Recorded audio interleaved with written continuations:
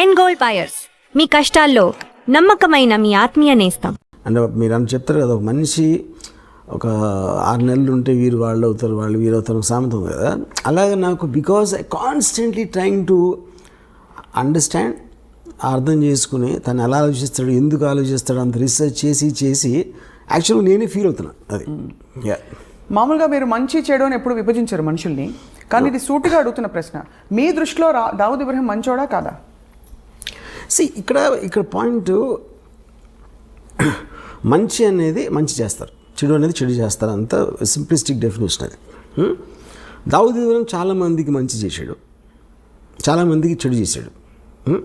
అప్పుడు మీరేంటి, ఒక సొసైటీ పరంగా మనం ఆలోచించాలా, లేకపోతే ఒక తను చుట్టూ ఉన్న వాళ్ళు తను ఎలా చూసుకున్నాడు దాన్ని బట్టి మనం ఒక మెజర్మెంట్ ఉండాలా, లేకపోతే జస్ట్ లీగల్గా మన డెఫినేషన్ తీసుకుంటే క్రైమ్ చేశాడు కాబట్టి ఒక క్రైమ్ చేసిన వాళ్ళు అందరూ చెడ్డోళ్ళు అనాలా అనేది ఈ 3 పాయింట్స్ మనకు క్లారిటీ కావాలి.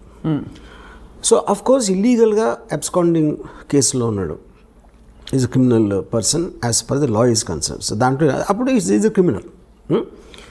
తర్వాత మంచి చెడు అనేది నేను చెప్పేది, ఇప్పుడు తను నమ్మింది తను చేశాడు, దాని మూలం చాలామందికి మంచి జరిగింది. సో మీరు ఒక విషయాన్ని, ఇప్పుడు చెడ్డోడు ఎప్పుడు ఉంటాడు, you are actually justifying. I'm justifying అంటే justifying is not the word, because crime అనేది లీగల్ వర్డ్. అది ఎందుకు జరిగింది అనే దానికి ఒక మారల్ కాజ్ ఉంటుంది ఒక్కొక్కసారి. ఇప్పుడు 1980లో దొంగరిలో స్టార్ట్ అయింది డీ గ్యాంగ్ అనేది. యాక్చువల్గా ఆ టైంలో very lot of poverty and large families got some 14 people inside his home, brothers చెల్లెళ్ళు వీళ్ళందరూ కలిసి ఆ కైండ్ ఆఫ్ ఏ అట్మాస్ఫియర్లో ఆ ఇంజస్టిస్ ఫీల్ అయినప్పుడు somebody will want to do something rebellious. అది నక్సలైట్స్ కూడా అలాగే వస్తారు. Any kind of a rebel comes from that kind of a zone. అప్పుడు అది క్రిమినల్గా చేసిన తప్పుకి విచ్ ఇస్ లీగల్, కానీ తనకున్న పరిస్థితుల్లో ఒక ఎక్స్ట్రాడినరీ సర్కమ్స్టెన్సెస్లో చేసినప్పుడు ఆ పరిస్థితిని అర్థం చేసుకోకుండా మనం డైరెక్ట్గా అతను చెడ్డోడు క్రైమ్ చేశాడు కాబట్టి అనేది నాకు, that is where I don't want be judgemental. అంటే మీకు ఇంత పెద్ద గ్యాంగ్స్టర్, ప్రపంచమంతా గ్యాంగ్స్టర్ అని ఆయన కోసం నిఘా వర్గాలు వెతుకుతున్న ఈ వ్యక్తిని కూడా మీరు చెడ్డవారు అనలేరు. నేను అనలేదు. You don't want judge.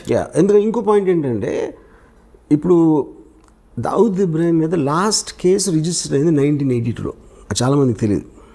So nearly 40 years నుంచి తను ఏమీ చేయలేదు అసలు. బేసిక్గా 93 సీరియల్ బ్లాస్ట్లో అక్యూజ్ నెంబర్ 1. అక్కడ ఏంటంటే 13 ఏళ్ళ ట్రయల్ తర్వాత ఒక్క లింక్ పెట్టలేకపోయారు దావుద్ ఇబ్రహీం దాంట్లో ఇన్వాల్వ్ అయ్యాడు లేదని. That is actually the case history. కాకపోతే తనకున్న పేరుతోటి డీ కంపెనీ అనేది దావుద్ ఇబ్రహీం సృష్టించింది, కానీ డీ కంపెనీ రిజిస్టర్డ్ కంపెనీ కాదు, it is just name given. తన ఆర్గనైజేషన్ స్కిల్తో మామూలు స్ట్రీట్ గ్యాంగ్స్ని కూడా ఇంత పకడ్బందీగా నడపచ్చు అనే ఒక ఆస్పెక్ట్ తను సృష్టించాడు. కాబట్టి ఆ డీ కంపెనీ అనే పేరు కంటిన్యూ అవుతుంది. డీ కంపెనీలో 100 మంది ఉన్నారు గ్యాంగ్స్టర్స్. అబూ సలీం కూడా అక్కడ ఉన్నారు, చోటా షకీల్ అక్కడ ఉన్నారు. 97 to 2004లో మ్యాక్సిమం అండర్ వరల్డ్ యాక్టివిటీస్ జరిగినాయి బాంబేలో. అసలు ఆ టైంలో దేంట్లో కూడా దావుద్ ఇబ్రహీం పేరే లేదు అసలు. So Dawood Ibrahim as a person is different from D company, though he founded it. So he founded it and hence is relevant here. But మీరు తీసిన సినిమా మాత్రం డీ కంపెనీ. ఎందుకంటే నేను తీసే సినిమా ఏంటంటే, basically this is about Dawood Ibrahim very beginning టైంలో అతని బ్రదర్ని చంపిన వాళ్ళ మీద పగ తీర్చుకోవడానికి ఒక ఇది చేశాడు. ఆ ఆస్పెక్ట్ ఒకటే నేను తీసాను D company. And first time బాంబేలో దావుద్ ఇబ్రహీం అని అన్నాడు అని ఒక పేరు రిజిస్టర్ అయింది జనంలో. అది తీసి దాని తర్వాత కంటిన్యూషన్ సిరీస్ లాగా తీస్తున్నాను డీ కంపెనీ. కానీ ఇంత అవుట్డేటెడ్ క్రిమినల్ తర్వాత ఆయన మీద కేసు కూడా లేదని చెప్పి ఆయన మీద సడన్గా మీరు స్ఫూర్తి పొంది సినిమా తీసేంత పని అంటే, what about him? Because I honestly think he's ఎప్పుడైనా సరే ఒక విజనరీ అవసరం, ఏ బిజినెస్లో కానీ ఏ దాంట్లో. టాటా బిర్లాలు అలాంటి వాళ్ళు ఉన్నప్పుడు సడన్గా అక్కడికి ధీరుభాయ్ అంబానీ ఒక అతను గుజరాత్ నుంచి వచ్చాడు. అంతకుముందు అంతంత పెద్ద ఇండస్ట్రీస్ వాళ్ళందరూ ఆలోచించి ఒక విజనరీ ఆస్పెక్ట్ తోటి ఈ change entire industries face in India అక్కడి నుంచి. అంటే ఆల్మోస్ట్ టాటా బిర్లాని మర్చిపోయాం దాని తర్వాత. Same thing what Bill Gates did to IBM, you know. So అది legal aspect. Business aspect. Same thing under వరల్డ్లో కరీం లాలా వర్దాబాయ్ మొదలియార్ అండ్ హాజీ మస్తాన్ లాంటి దిగ్గజాలు ఉన్నప్పుడు ఒక 25-year-old బాయ్ దావుద్ ఇబ్రాహిం అనేవాడు దోంగ్రీ నుంచి వచ్చి I completely change the way the under world operates. So if I make a film on Veerappan, somebody makes a film on Hitler, అలాగే make a film on Dawood Ibrahim. Anybody made an impact ఏ విధంగా అయినా సరే, I think his material is good for making a film. But as much as it sounds like a repetitive question to you, Ramu garu, you don't want to make a film on a change maker like Sachin Tendulkar. You don't want to make a film on a change maker like Dhirubhai Ambani. But you want to make a film, you insist on making a film on a criminal who has actually harmed the world in many ways. See, lot of people believe Dhirubhai Ambani also has done many things to become that. You know?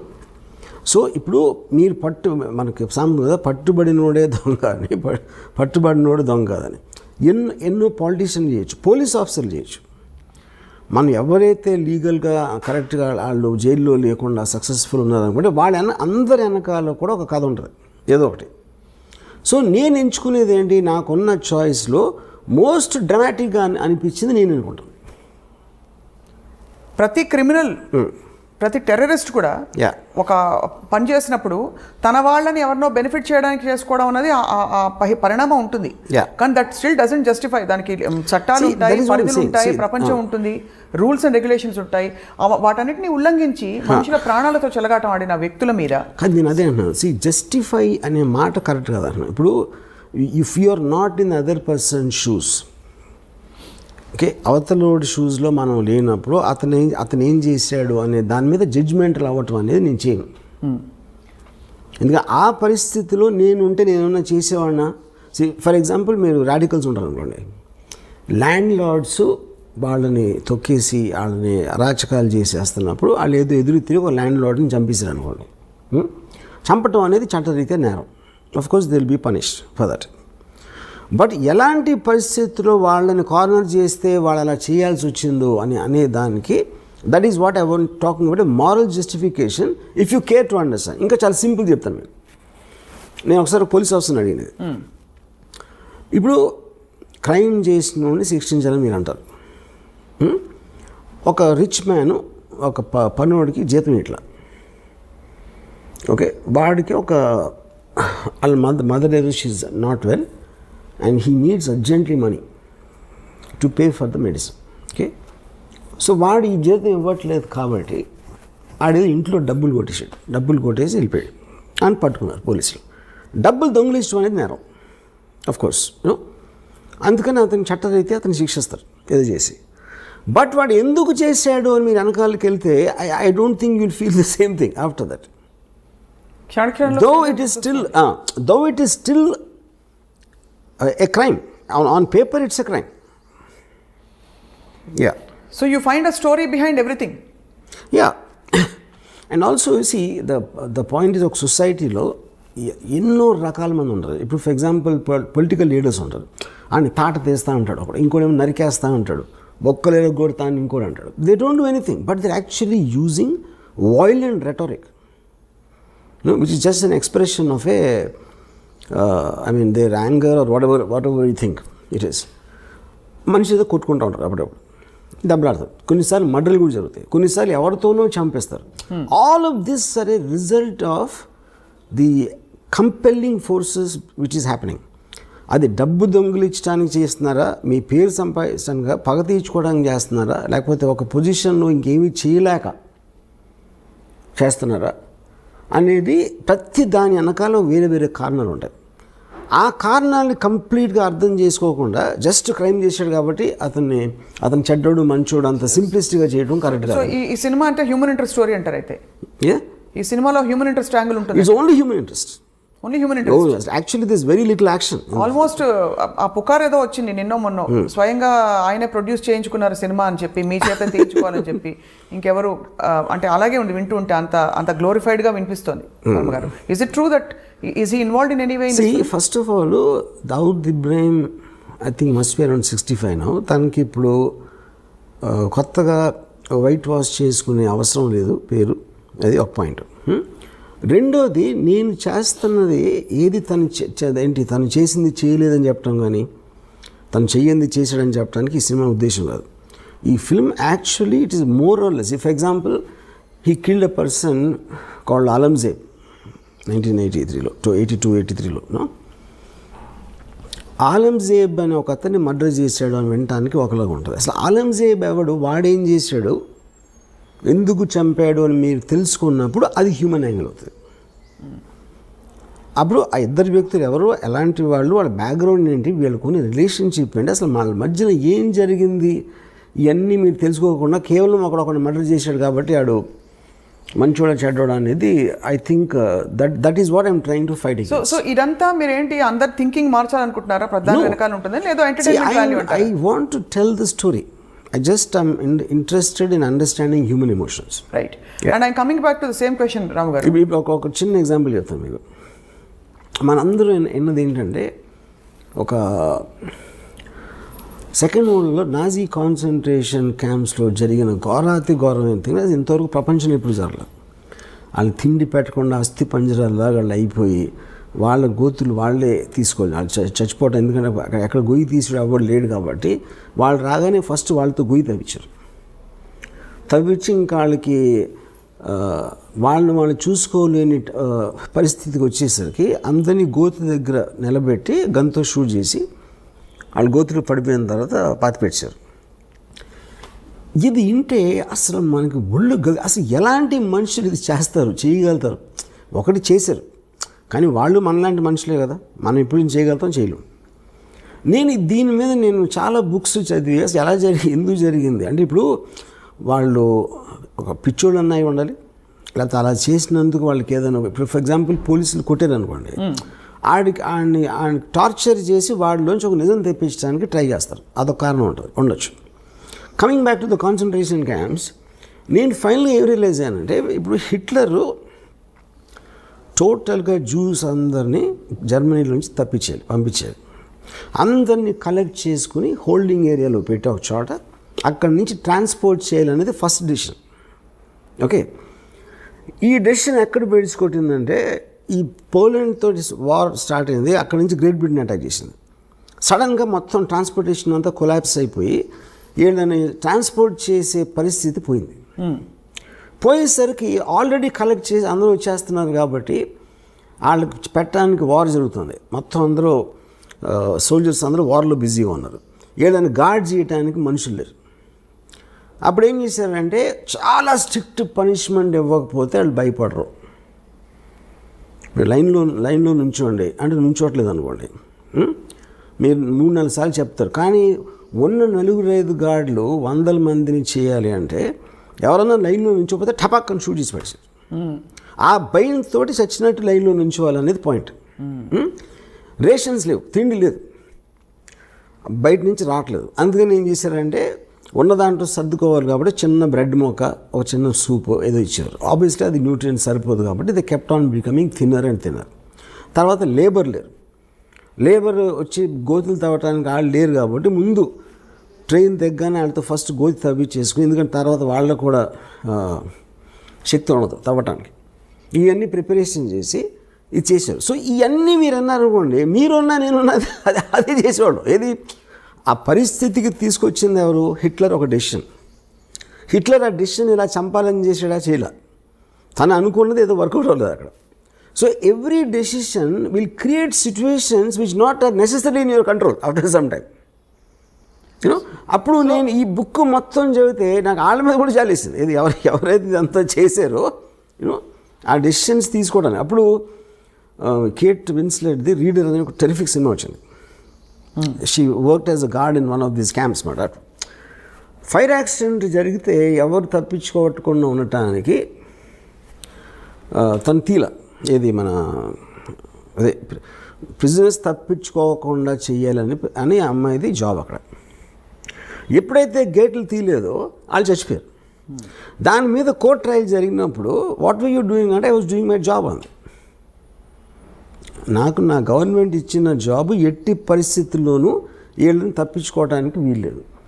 అప్పుడు ఇలాంటి పరిస్థితి వచ్చినప్పుడు ఆ decision సొంతంగా తీసుకోవచ్చా తీసుకోలేరా అనేది point అక్కడ.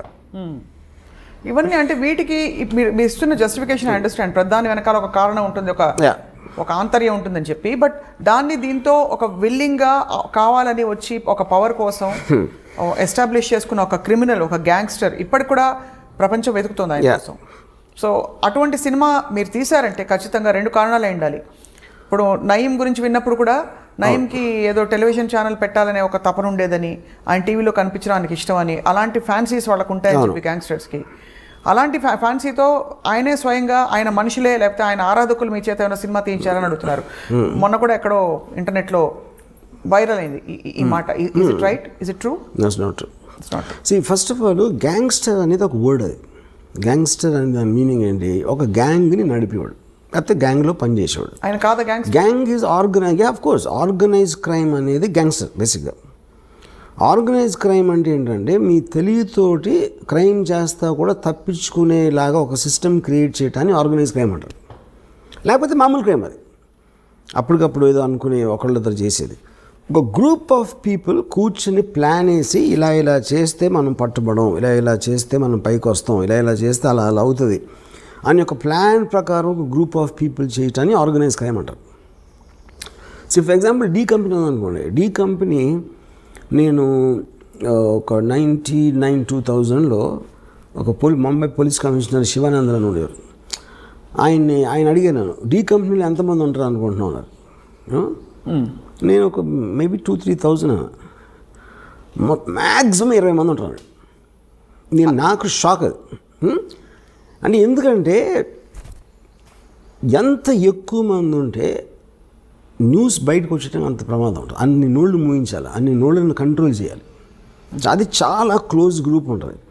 కానీ డీ కంపెనీ కోసం పనిచేసే వాళ్ళు వేలల్లో ఉంటారు. కానీ వాళ్ళు ఎవ్వరికి కూడా డీ కంపెనీ పనిచేస్తున్నట్టు తెలియదు చాలామందికి దాంట్లో. Which is the whole power of an organization. They don't know their employer. అంటే ఇది కంపెనీ ఉండొచ్చు. ఫర్ ఎగ్జాంపుల్ నా దగ్గరికి ఎవరు ప్రొడ్యూసర్ వస్తాడు.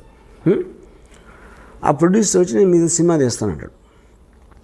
సో ప్రొడ్యూసర్ పేరు ఏదో ఉందాడు, అది సపోజ్ అటు సినిమా తీస్తాడు. సినిమా అనేది లీగల్ బిజినెస్. అప్పుడు నేను తీస్తాను సినిమా, కానీ అతను డీ కంపెనీ మనిషి. కానీ నేను పనిచేసేది ఎవరికి? ఇతనికి. ఇప్పుడు మీరు కలిసిన ప్రతి ఒక్కరు వాళ్ళ బ్యాక్గ్రౌండ్ మీకు తెలియదు కదా, తెలియడానికి ఛాన్సే లేదు కదా, you know. So this is how సట్లీ it operates. ఇప్పుడు అలా మీ ఎంప్లాయర్ మీకు తెలియదేమో? తెలీదు,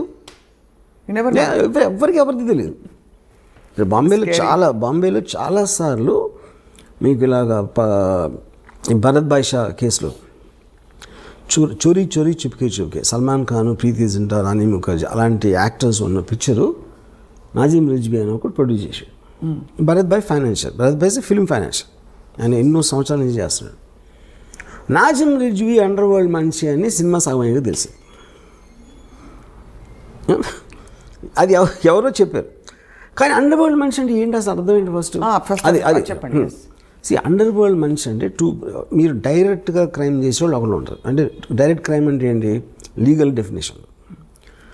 సెకండ్ డిగ్రీ వాళ్ళేమో వాళ్ళు వాడుకుంటారు, అది కొంచెం ఫోన్ చేసి చెప్పారా అని. వాడు చేయడు. కాకపోతే employing the threat, D company వాళ్ళు నాకు తెలుసు అనే ఒక ఇన్ఫర్మేషన్ తోటి ఇంటిమిడియేట్ చేయటం అదొక పద్ధతి. మూడోది, మీరు లీగల్గా చేయలేని పనులు కొన్ని వాళ్ళు మీకోసం ఇల్లీగల్గా చేస్తారు. మీ బుక్స్లో అన్నిట్లో అలా ఉంటుంది. కానీ మీరు వేరేగా చేసేయని వాళ్ళు ఒక సెపరేట్ టీమ్తో వాళ్ళు చేస్తారు. ఓకే, ఫర్ ఎగ్జాంపుల్ లీగల్గా మీరు ఇంపోర్ట్ చేసుకున్నారు అనుకోండి, ఒక 100 VCRలు ఆ టైంలో చెప్తున్నాను, ఇల్లీగల్గా 500 VCRలు వస్తాయి. 500 VCRలు డీ కంపెనీ వాళ్ళు పంచుకుని వాళ్ళు చేసి మీరు ఫెసిలిటేట్ చేసినందుకు మీకు కొంత ఇస్తారు, మిగతా వాళ్ళు తీసుకుంటారు. సో డైరెక్ట్గా ఎవడైతే కంపెనీలో ఉన్నారో వాడు చేయలేదు, అది వాడు దాన్ని అమ్మలేదు, వాడు కొనలేదు, ఫెసిలిటేట్ చేశాడు అంతే. ఆ ఫెసిలిటేషను 100 VCRలు పోతే 500 VCRలు వచ్చినాయి అని తెలుసుకోవడం అనేది చాలా కష్టం. సో ఇప్పుడు ఈ లింక్స్ మీద లింక్స్, ఇప్పుడు ఒక మర్డర్ ఉందనుకోండి, ఇప్పుడు ఎవడో ఒక ఎక్కడో కలుస్తాడు, ఒక జైలు, ఒక్కొక్కసారి జైల్లో అవ్వచ్చు, ఇంకొకసారి ఎక్కడో ఒక స్మాల్ టౌన్లో ఒక పని ఉంది చేస్తావా అంటాడు. ఏంటండి ఇలా నువ్వు జస్ట్ బాంబే వచ్చి నువ్వు చిన్న గన్ వేస్తావు, ఫలానా ఒకడిని షూట్ చేయి. అని ఆడికి డబ్బులు ఆఫర్ ఇస్తాడు. వాడేంటి వీడు మాట్లాడేవాడు రషీద్ అనేవాడు అబ్దుల్ అనేవాడు చెప్పాడు అన్నవాడు. ఈ రషీద్ అసలు బాంబే రాడాడు. ఈ అబ్దుల్ని ట్రైన్ ఎక్కించి పంపుతాడు. ఈ అబ్దుల్ అక్కడ దిగి నువ్వు ఫలానా హోటల్లో అక్కడ స్టేషన్ బయట ఎలా ఉంటుంది అక్కడ ఉండవు. మళ్ళీ అక్కడ ఫోన్ వచ్చి నువ్వు బయటకు వచ్చి బాండ్రా బస్ స్టాండ్ దగ్గర నువ్వు వెళ్ళు, అక్కడ గ్రీన్ షర్ట్ బ్లాక్ ప్యాంట్ వేసుకుని అక్కడ కనిపిస్తాడు. ఆడికి నీ పేరు మల్బార్ అని చెప్పి అంటాడు. ఆడు వెయిట్ చేస్తున్నాడు. ఆడ అసలు పేరేమో తక్కువ మీద ఉంటుంది, ఆడేమో సలీం అని చెప్పాడు. వీళ్ళిద్దరి దగ్గరికి ఒక బురకా వేసుకున్న వచ్చి ఒక చిన్న ప్యాకెట్ ఇచ్చారు. ఈ బురకావిడ ఎవరో వాళ్ళకి తెలీదు, వాళ్ళు ఎవరో బురకావిడికి తెలియదు. వాళ్ళు వెళ్ళి ఎక్కడో తీసి దాన్ని ఓపెన్ చేస్తే దాంట్లో ఒక చిన్న కంట్రీ పిస్టల్ ఉంటుంది. ఉండి అక్కడి నుంచి నువ్వు ఫలానా చోట టెలిఫోన్ బూత్ దగ్గర వేసావు, ఫోన్ వస్తుంది. వచ్చేసరికి నువ్వు జూహుకి వెళ్ళి ఫలానా ఒక బ్రౌన్ బంగ్లా ఉంటుంది, దాని బయట ఇలాంటి కారు ఉంటుంది. ఒకడు వస్తాడు, ఒక బట్టతల్లుడు, అతన్ని షూట్ చేసి మీరు వెళ్ళిపోయి ఈ 2 గన్స్ ఫలానా క్రీక్ దగ్గర నాలా ఉంది, ఆ నాలా దగ్గర ఒక చిన్న ఆ చెట్లు ఉంటాయి, అక్కడ ఒక ఇలాంటి దగ్గర పెట్టేసి వెళ్ళిపోయాడు. వీళ్ళు అది చేసి అక్కడ పెట్టేసి అక్కడ ఒక ప్యాకెట్లో కొంత డబ్బు ఉంటుంది, అది తీసుకుని వెళ్ళిపోయారు. ఇప్పుడేంటి ఈ మొత్తం దాంట్లో రషీద్ ఏం క్రైమ్ చేయలే. వీడు ఫస్ట్ ఎవడైతే అబ్దుల్కి చెప్పాడో వాడు క్రైమ్ చేయలేదు, అసలు ఆడు ఇక్కడికి రాలేదాడు. ఓకే, అబ్దుల్ వచ్చి ఎవడైతే సలీం అని కలిసాడో, సలీం ఆడి పేరు కాదు, సలీంగా వీడు అసలు పేరు తెలియదు. ఎవరైతే గన్ను తీసుకొచ్చి ఇచ్చిందో ఆవిడికి ఆళ్ళు తెలియదు, వీళ్ళు తెలియదు. సో ఇప్పుడు పోలీసులు ఇన్వెస్టిగేషన్ చేయడం మొదలుపెట్టి అసలు ఎవరిని పట్టుకుని ఎక్కడికి లింక్ వెళ్ళాలని, కానీ పేపర్లు ఏమొస్తుంది, డి కంపెనీ హ్యాస్ కిల్డ్. వీళ్ళందరూ డి కంపెనీ అయితే కానీ ఎవరికి తెలీదు వాళ్ళు డి కంపెనీ వాళ్ళని. అదే నేను చెప్పేది. ఇప్పుడు ఆ బురకా వేసుకున్న ఆవిడకి ఏం చెప్పారు, ఈ ప్యాకెట్ను వాళ్ళకి ఇచ్చి ఏం చెప్పారు ఎవరో. ఇది కనిపించిన ఆరో సింహం ఇది మీరు చెప్తున్న ఈ డి కంపెనీ ఎవరికి తెలియట్లేదు. అదే చెప్పేది. అందుకనే ఇప్పుడు శివనందన్ ఏం చెప్పారు, most of the people don't know they're working for D company. అది ఎప్పుడు తెలుస్తుంది అంటే వీళ్ళందరికీ ఇద్దరు ఎవరైతే షూట్ చేశారో వాళ్ళిద్దరికీ పేపర్లో చదివాక తెలుస్తుంది వాళ్ళు డి కంపెనీ కోసం చేశారని. సో అప్పుడు ఏమంటాడు, పట్టుబడ్డాడు అనుకోండి, నేను డి కంపెనీ అంటాడు ఆ పేపర్లో చదివాక. కానీ డి కంపెనీ అని చెప్పినా సరే వాడి నుంచి అసలు ఆడికి ఎవడైతే చంపాడో వాడికి లింక్ లేదు. ఫస్ట్ ఆడిద్దరికి బ్యాక్గ్రౌండే లేదు. ఈ గన్ ఎక్కడ దొరికింది, ఎవరో బుర్కాలు ఇచ్చారు, ఆ బుర్కాని ఇంపాసిబుల్ ట్రేస్ చేయడం. అసలు ఇది ఎక్కడ ఎందుకు వచ్చాడు, రషీద్ ఆడు ఏమీ చేయలేదు క్రైమ్. సో మీ ఇన్ని లింకులు చైన్లో పెట్టి మధ్యలో ఒక లింక్ తీసేస్తాను. ఎప్పుడైనా ఇన్వెస్టిగేషన్ కొంచెం కాంప్లికేట్ అయిందంటే ఒక లింక్ తీసేస్తారు. ఫర్ ఎగ్జాంపుల్ రషీద్ ఉన్నాడు అనుకోండి, రషీద్ని ట్రాక్ చేయొచ్చు అని అనుకుంటే రషీద్ని అక్కడి నుంచి తప్పించేస్తారు. So this is what is called organized crime. కానీ మొత్తం దీంట్లో మీకు మెయిన్ బాసెస్ ఎవరైతే ఉన్నారో దుబాయ్లో కానీ ఎక్కడైనా వాళ్ళ పేరు అసలు ఉండదు. అక్కడ వాళ్ళు దుబాయ్లోనే ఉన్నారు. వాళ్ళు దుబాయ్లో ఉండొచ్చు, కరాచీలో ఉండొచ్చు, కెనియాలో ఉండొచ్చు, వేరే కంట్రీస్లో ఉంటారు, నాట్ ఎట్ వన్ ప్లేస్. కానీ పాయింట్ ఏంటి, వాళ్ళని దీంట్లో బుక్ చేయడం అనేది ఇంపాసిబుల్ అసలు మీకు తెలిసినా కూడా. కానీ వాళ్ళ పేరు తెలియని ఎందుకు అనుకుంటారు, వాళ్ళకి బ్రాండ్ కావాలి. ఇప్పుడు ఎవరో తెలియని వాడు మీకు ఫోన్ చేసి బెదిరించాడు అనుకోండి, మీరు బెదరు కదా, డి కంపెనీ నుంచి ఫోన్ చేస్తున్నాను బ్రాండ్ కావాలి అక్కడ. అది ఎవరైనా చెప్పుకోవచ్చు కదా, చెప్తారు కూడా. ఇప్పుడు మన కెమెరా చెప్తారు, ఎవరైనా చెప్తారు కూడా. కానీ వాళ్ళని ఎట్లా నమ్మి భయపడతారు? ఇప్పుడు ఇంకా ఛాన్స్ తీసుకోవాలంతే. ఇప్పుడు నేను అండర్స్టాండ్ ద మోడల్ అంతే. అదే 100% చాలాసార్లు ఈ పెద్ద పేర్లు ఉన్న ఈ పరిటాల రవి కానీ ఫర్ ఎగ్జాంపుల్ ఫ్యాక్షన్ లీడర్స్ వాళ్ళ పేర్ల మీద వేరే వాళ్ళు చాలామంది చేస్తారు అది.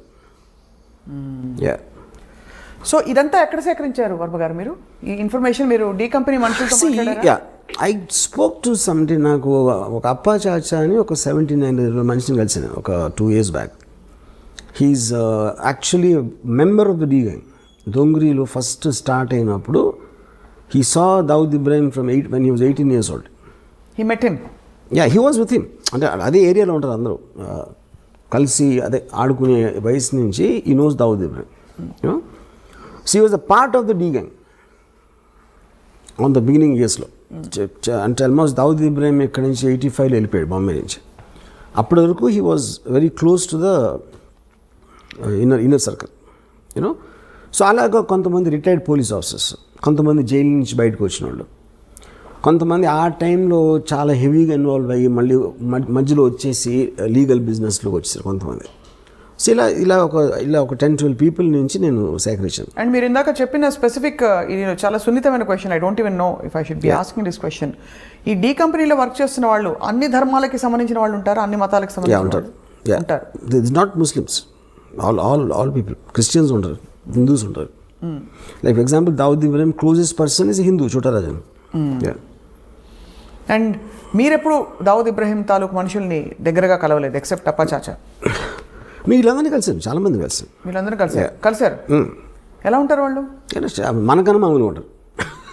మనకన్నా మన మీద ఎక్కువ అనుమానం వస్తుంది. అంటే very very normal looking people అసలు.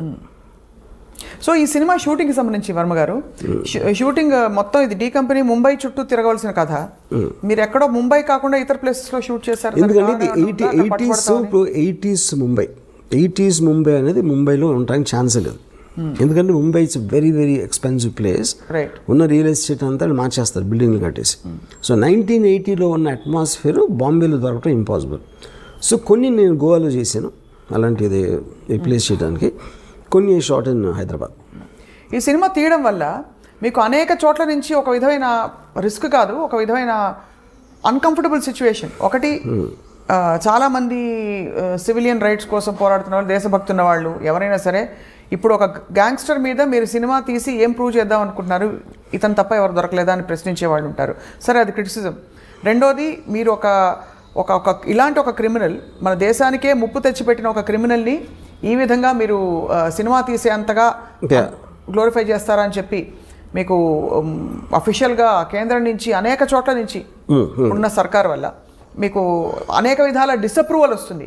తెలిసి కూడా ఈ సినిమా తీయాలి, దీన్ని వెబ్ సిరీస్గా కూడా తీయాలని చెప్పి అనుకోవడంలో ఆంతర్యం ఏంటంటే, ఇప్పుడు పాయింట్ ఏంటంటే క్రైమ్ అనేది it's a fascinating thing for everybody. ఎందుకంటే మీరు పొద్దున్న టీవీలో న్యూస్ చూసినా సరే, పేపర్ చదివినా సరే, మ్యాక్సిమం 80% క్రైమ్ న్యూస్ కవర్ చేస్తారు. ఇవాళ మొత్తం వెబ్ సిరీస్లో the most famous is Narcos, which is do with gangsters and underworld. Okay, so ఇన్హెరెంట్గా మనకున్న బోరింగ్ లైఫ్స్ నుంచి always attracted to study and understand or relish such people. So the attraction towards violent people, including Mahabharata. See, Mahabharata also, they're not gods, no, they're power politics, and they use lot of violence and God. But Krishna ఏం చేశాడు? He was facilitating the war. అదే మనుషులకి మంచి చేయడానికి ఏం చేయలేదు కృష్ణుడు అక్కడ. మహాభారతం కాన్సెప్ట్ అని చెప్పి ధర్మ సంస్థాపనార్థాయ సంభవామి యుగే యుగే. అదే బట్ ధర్మ సంస్థాపన రావడానికి ఫస్ట్ ఆఫ్ ఆల్ దేవుడే సృష్టించినప్పుడు కౌరవులు ఎందుకు సృష్టించడం అసలు? ముందు నుంచి పాండవులను పెట్టచ్చు కదా. పాండవుల్ని కౌరవుల్ని క్రియేట్ చేసి అంతమందిని చంపి వార్లు క్రియేట్ చేసి అంతమందిని దుఃఖంలో పెట్టేసి దాని తర్వాత ధర్మ సంస్థాపన ఏంటి? ఇంకా ముందే పెట్టచ్చు కదా. ముందే అసలు చెడ్డవాళ్ళు లేకుండా అదే కదా దేవుడికి అంత పవర్ ఉంటే చెడ్డవాళ్ళు ఎందుకు సృష్టించాలంటున్నాను. అంటే ఇలా జరిగితే ఇలా ఉంటాయి పర్యవసానాలని మనిషికి చెప్పడానికి ఈ యుగంలో చెప్పాల్సిన అవసరం ఉంది. ముందు నుంచి మంచి పెట్టుకు అయిపోయింది కదా పని. సో మీరైతే మహాభారతాన్ని కూడా జస్టిఫై చేయట్లేదు ఇక్కడ. Mahabharatam is just about power politics. Ramayanam can have a moral thing. తమ్ముడు అన్నని గౌరవించాలి, భార్యని ఇలా చూసుకోవాలి, పరిస్థితిని చూడకూడదు, ఇలాంటి కొన్ని మారల్ ఆస్పెక్ట్స్ అనేది రామాయణంలో ఉన్నాయి. I don't think Mahabharatam is anything to do with that. Mahabharatam అయితే so what are you trying to say? Mahabharatam కూడా ఒక విధమైన Mahabharatam is about power politics. So you see more like it is like an underworld. అంటే underworld అంటే ఏంటి మీకు చెప్పేది? ఇప్పుడు ఆ టైంలో ఫ్యూడల్ వ్యవస్థలో రాజులు ఉన్నప్పుడు డిక్టేటర్షిప్స్, ఎవరికి బలం ఉంటే వాడే గెలుస్తాడు. సేమ్ థింగ్ క్రైమ్ ఆర్గనైజేషన్లో కూడా బలం plays a big role in that. It's about violent physical power. మీరు సివిలైజ్ సొసైటీ వచ్చినప్పుడు లాస్ ఉంటాయి, రూల్స్ ఉంటాయి, వాటి బట్టి నడుస్తాం. కాబట్టి ఏ ఒక్క వ్యక్తికి అంత పవర్ ఉండకూడదు అనే దాంట్లో ఒక ప్యారలల్ సిస్టమ్స్ వస్తాయి. అప్పుడు under world main thing. Mahabharatam టైంలో ఫ్యూడల్ టైం, మహాభారతం అని ఒకటే అంటలేదు. రాజుల టైంలో బలం ఉన్నోడిదే రాజ్యం అన్నదానికి ఒక క్రిమినల్ ఆర్గనైజేషన్కి ఏమీ డిఫరెన్స్ లేదు. సో మొత్తం మీద వర్మ గారు ఈ సినిమా కాస్టింగ్లో కానీ కీలకమైన పాత్రధారుల్లో మీరు ఏమన్నా ప్రత్యేకమైన బాడీ లాంగ్వేజ్ ఇవన్నీ స్టడీ చేయడానికి మీ రీసెర్చ్ కానీ ఎక్కడి నుంచి దొరికింది? బికాస్ దావుద్ ఇబ్రాహీంకి సంబంధించి ఒకటో రెండో ఫోటోలు తప్ప ప్రపంచం ఆయన చూడలేదు సరే. అండ్ ఇంకొక సూట్ సరే ఇది అయ్యాక రెండో సూటి ప్రశ్న. సో మీరు ఎక్కడి నుంచి చేశారు ఈ రీసెర్చ్ అంతా కూడా to make people believe that this is perhaps what Dawood Ibrahim look like? See anybody ఒక మనిషి ఫర్ ఎగ్జాంపుల్ నేను when I did on Veerappan you know నేను సినిమా తీసే టైంకి వీరప్పన్ పోయి ఆల్రెడీ 10 ఏళ్ళు అయిపోయాయి ఆర్ మోర్. సో ఏది మీరు చేసినా you in the research most authentic sources మీకు సాధ్యమైనంత వరకు. ఇప్పుడు నిజం అనేది బిలీవబుల్గా ఉండాలి. నిజం అనేది ఎవరికి తెలియదు ఎప్పటికీ, ఎందుకంటే మీరు ఆ టైంలో మీరు లేరు, అది చేసినప్పుడు మీరు లేరు. అలాంటప్పుడు మీరు రిపోర్ట్ చేసిన, ఒక కథ రాసిన, ఒక కాలం రాసిన, సినిమా తీసిన, the way your piecing it together it should sound truthful you know. So ఇప్పుడు నేను సపోజ్ 5 అడిగిన అనుకోండి దావుద్ ఇబ్రాహీం గురించి, 5 వర్షన్స్ చెప్తున్నారు. అతను ఎలాంటి అతను ఒక 3 చెప్పండి మాకు. అంటే ఒకడేమో అసలు నాకు అది చాలా పిరికోడండి, మీడియా చేసింది, అసలు అది ఏమీ లేదు అని చెప్పాడు ఒకడు. ఇంకోడు అంత తెలివైనడు అసలు ప్రపంచంలో ఉన్నాడు అని చెప్పాడు ఒకడు. ఇంకోడేమో అసలు తన చేతికి మట్టకుండా చేస్తాడు, అసలు చాలా పెద్ద మ్యానిపులేటర్ అని చెప్పాడు. ఇంకోడెవడో అసలు అంత దావుద్ ఇబ్రాహీం పేరు మీద చేశారని వేరే వాళ్ళు, అతను ఏదో అమాయకుడు అని చెప్పాడు. ఇంకోడేమో అసలు అంతకన్నా డేంజరస్ మనిషి అసలు ప్రపంచంలో అని చెప్పాడు. సో ఈ 5 వేరే వేరే పాయింట్స్. నా పాయింట్ ఏంటంటే అతను ఈ 5 కాకపోవచ్చు, 5 కూడా అవ్వచ్చు. ఏది డిపెండింగ్ ఆన్ ద టైం, ఎవరు ఏ పరిస్థితిలో కలిశారు, ఎప్పుడు కలిశారు అన్న దాని మీద మనకి మనుషుల మీద ఇంప్రెషన్స్ ఫామ్ అవుతాయి. అవును, కరెక్ట్. మీరు క్యారెక్టరైజేషన్ ఇస్తున్నప్పుడు ఎవరేం చెప్పినా కూడా దావుద్ ఇబ్రాహీం గొంతు సన్నగా ఉందనుకోండి, క్యా బేటా కైసా హే అని ఉందనుకోండి, ఒక పెద్ద గ్యాంగ్స్టర్ని మీరు అలా చూపించలేరు, గంభీరంగా చూపించాలి. ఒకలాంటి ఒక లుక్, ఒక విధమైన ఏం చెప్పాలి, ఒక హీరోయిక్కి కల్పించక తప్పదు. ఎందుకంటే మనకు తెలిసిన దావుద్ ఇబ్రాహీం ఆయన చాలా గ్లామరస్, పార్టీ లవింగ్ పర్సన్ అని రకరకాల విషయాలు తెలుస్తుంటాయి. సో ఇవన్నీ ఎలా మీరు సమకూర్చారని అది సిద్ధం చేయి. అప్పుడు మీరు మాట్లాడుతున్నప్పుడు ఎవరితో అయితే మీరు మాట్లాడుతున్నారో వాళ్ళు చెప్పే డీటెయిల్స్ కొన్ని ఉంటాయి. ఆ డీటెయిల్స్ ఎవరు మామూలు వాళ్ళు ఎవరు చెప్పలేరు డైరెక్ట్గా. ఉదాహరణకి నేను ఈ అప్పా చాచాని, ఈ సాబిర్ని చంపేసినప్పుడు ఫాదర్ ఎట్లా రియాక్ట్ అయ్యాను, ఫాదర్ హెడ్ కానిస్టేబుల్, చుప్చాప్ కొని బయటికి ఆయన జస్ట్ రూమ్లో మూల కూర్చుని ఉండిపోయాలి. ఎందుకంటే దొంగ ఏరియాలో జరుగుతూనే ఉంటాయి దాన్ని. ఇప్పుడు రూమ్లో మూల కూర్చుంటాం అనే డీటెయిల్ నాకు చాలా ఇంట్రెస్టింగ్ అనిపించింది. సెంటర్లో రూమ్ మధ్యలో కూర్చుంటానికి, మూల కూర్చోటానికి ఏదో ఒక తేడా ఉంది అక్కడ యూనో. అంటే ఆల్మోస్ట్ ఎవరి దారిలోకి రాకుండా ఆయన ఒక్కరే కూర్చుని. ఓకే, సో ఆ పాయింట్ ఏంటంటే అప్పుడు చెప్పే విధానంలో ఇలాంటి డీటెయిల్స్ తోటి మనకి ఒక ఇది వస్తుంది యూనో. ఇప్పుడు వీరప్పన్ గురించి నాకు ఒక పోలీస్ ఆఫీసరు ముద్దుమలై ఫారెస్ట్లో ఎప్పుడు కలిసినప్పుడు చెప్పాడు, సరే వీరప్పను పులి మీద తిరుగుతూ ఉంటాడని చెప్పాడు. ఆ మాట చెప్పగానే మనకు ఫస్ట్ పోతుంది ఎవరు అతను, అక్కడ లోకల్ మనిషి, పోలీస్ ఇన్స్పెక్టరు, అయినా కూడా వీరప్పన్ పులి మీద తిరుగుతాడంటే అది ఒకవేళ నిజంగా తిరిగినా మనం నమ్మం. సో నిజం అనేది నమ్మబుల్గా ఉండాలి, అంతేగాని అది నిజమని కాదు బేసిక్గా. దాని తర్వాత మీరు డాట్స్ కనెక్ట్ చేస్తారు. డాట్స్ కనెక్ట్ చేయటువంటి మీనింగ్ ఏంటంటే అంతకుముందు ఎప్పుడూ చెయ్యని వాడు సడన్గా ఇది ఎలా చేశాడు, దీనికి దానికి మధ్య ఏం జరిగింది అని ఒక వర్షన్ ఉండొచ్చు, ఏం జరిగి ఉంటుందని మీ ఇమాజినేషన్ ఉంటుంది. ఆ ఇమాజినేషన్ మీరు అవతల వాళ్ళకి చెప్పినప్పుడు అవునేమో అని అంటాడు ఒకసారి. ఎందుకంటే ఇప్పుడు నేను ఉన్నాను అనుకోండి, కొంతమంది అని జీనియస్ అంటారు, కొంతమంది ఏమో పెచ్చోడు అంటారు, కొంతమంది అసలు ఏంటి ఏం ఆడుతాడు ఆడే వాగుతాడు ఏదో అంటారు. But the point is like ఇందాక నేను చెప్పినట్టు మనలో ప్రతి ఒక్కరికి అలా వేరే వేరే వర్షన్స్ ఉంటాయి, right? So finally we will decide to believe one version and that will be your film is that will be the truth. Yeah, but ఇతర విషయాలు దావుద్ ఇబ్రహీం వ్యక్తిగత జీవితం గురించి మీరు వీరప్పన్కి ప్రేమ కథ పెట్టారు. ఇప్పుడు ఈ సినిమాలో కూడా అలాంటి ప్రేమాయణాలు with his family. Because Dawood is a very woman man, and he had affairs with a lot of women, and he had affairs. ఎక్కడో మధ్యలో రకరకాల పుకార్లు వచ్చేవి. బాలీవుడ్లో కూడా ఆయనకి చాలా రిలేషన్షిప్స్ అఫేర్స్ ఉన్నాయి పుకార్లేం కదా ఉన్నాయి. He actually was living with Mandakini, married Mandakini, for nearly 10 years. Yeah. What was the last time we heard of Dawood Ibrahim in, అంటే ఆయన జాడలు కానీ? We are hearing it now, right now, because of the Sachin Vajay connection. Yes. So మరి ఈ టైంలో ఇంత సున్నితమైన ఈ విషయం మీద మీరు సినిమా తీస్తే మిమ్మల్ని దేశద్రోహి అని ఎవరన్నా అంటే ముద్ర వేస్తే మీరు ఒప్పుకుంటారా? అదే ఇప్పుడు ఫస్ట్ ఆఫ్ ఆల్